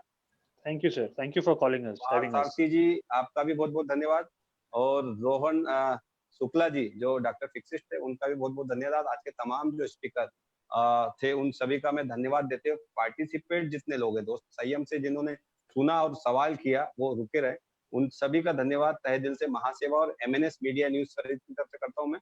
दोस्तों आपके नंबर शेयर करे हैं, मेल आईडी वगैरह शेयर की, आप उनसे कनेक्ट हो सकते हैं। और आगे बढ़ते हुए आज इस कॉन्फ्रेंस का मैं समापन करूंगा। कल का जो सब्जेक्ट बता दूं मैं, कृपया ऑडियो म्यूट रखें। कल का मैं सब्जेक्ट बता दूं, बड़ा ही महत्वपूर्ण सब्जेक्ट है दोस्तों, GST on real estate as पर न्यू अमेंडमेंट। तो कल के सब्जेक्ट में बड़ा ही महत्वपूर्ण सब्जेक्ट है GST on real estate as पर न्यू अमेंडमेंट। इस सब्जेक्ट पे रिनोल्ड स्पीकर से हमारे keynote speaker CA Dilip Phadke ji और सीए कुणाल सालवी दोनों रहेंगे। तो आप कनेक्ट होइए, और इन्विटेशंस यदि आपको नहीं मिलता तो बताइए हमें, आपको इन्विटेशंस वगैरह जो है हमारे डेली कॉन्फ्रेंस के वो भेजेंगे। और आज की इस कॉन्फ्रेंस में सभी का धन्यवाद देते हुए लास्ट में यही कहूंगा सर कि आज जैसे निसर्ग तूफान आया और कोरोना चल रहा है, तो उसमें उस विपदा में यही है कि आप संयम रखिए, साहस रखिए और हिम्मत रखिए, अपना इम्यूनिटी पावर बढ़ाए, और साथ ही साथ अपने आसपास एरिया का ध्यान रखें, अपने घर का ध्यान रखें दोस्तों। और इसी लाइन के साथ में इस कॉन्फ्रेंस से आप सभी लोगों से आज्ञा लेता हूँ, इजाजत लेता हूँ कि मानव विपदा में हर मानव का मन जरा घबराता है, माना विपदा में हर मानव का मन जरा घबराता है, पर सच तो ये है साहस और संघर्ष से ही हर जंग जीता जाता है, और सच तो ये है साहस और संघर्ष से ही हर जंग जीता जाता है। क्या बात है। और ये जंग भी हम जीतेंगे। और कल का कार्यक्रम आप देख सकते हैं हमारा, इस समय में भी हम बड़ी हिम्मत से बिना निरंतर काम कर रहे हैं, महासेवा और एमएनएस। आप देख सकते हैं housing conference GST on real estate as पर न्यू अमेंडमेंट, हमारे साथ जुड़ेंगे सीए दिलीप और सीए कुणाल सालवी जो रिनोल्ड हैं, एक्सपर्ट हैं। तो इस सब्जेक्ट पे भी आप लोग तमाम लोग जुड़ सकते हैं। दोस्तों आपको यदि इनविटेशन नहीं मिल रहा हो तो मैं आपको लास्ट में अपना नंबर दे देता हूँ, आप नंबर प्लीज नोट करें। सुनील जी आपका नंबर भी है और जूम का आईडी पासवर्ड भी है। कल के नीचे आप स्क्रीनशॉट ले सकते हैं दोस्तों। मेरा नंबर है सुनील शर्मा 9920378133। तो ये आप स्क्रीनशॉट ले सकते हैं कल के कार्यक्रम का, और पासवर्ड और आईडी भी है, जूम का पासवर्ड आईडी भी है, आप वो स्क्रीनशॉट लें। और कल आप सादर आमंत्रित हैं, प्लीज वेलकम टू ऑल सभी पार्टिसिपेट का। हमारे जो सहयोगी Vishal Bamne, thank you very much, आप एकदम वेल अपडेट और हमेशा तैयार रहते हैं हर चीजों में। और इस तरह की हमारी ये लाइव कॉन्फ्रेंस को फेसबुक पे करते हैं, साथ ही आप हमेशा शेयर स्क्रीन में आप मैच करते हैं। मेरी आवाज यदि आपकी फोटो के साथ में मैच होती है तो सोने पे सुहागा हो जाता है। तो विशाल बामने को काफी थैंक्स हमारी महासेवा की टीम की तरफ से और एमएनएस की तरफ से।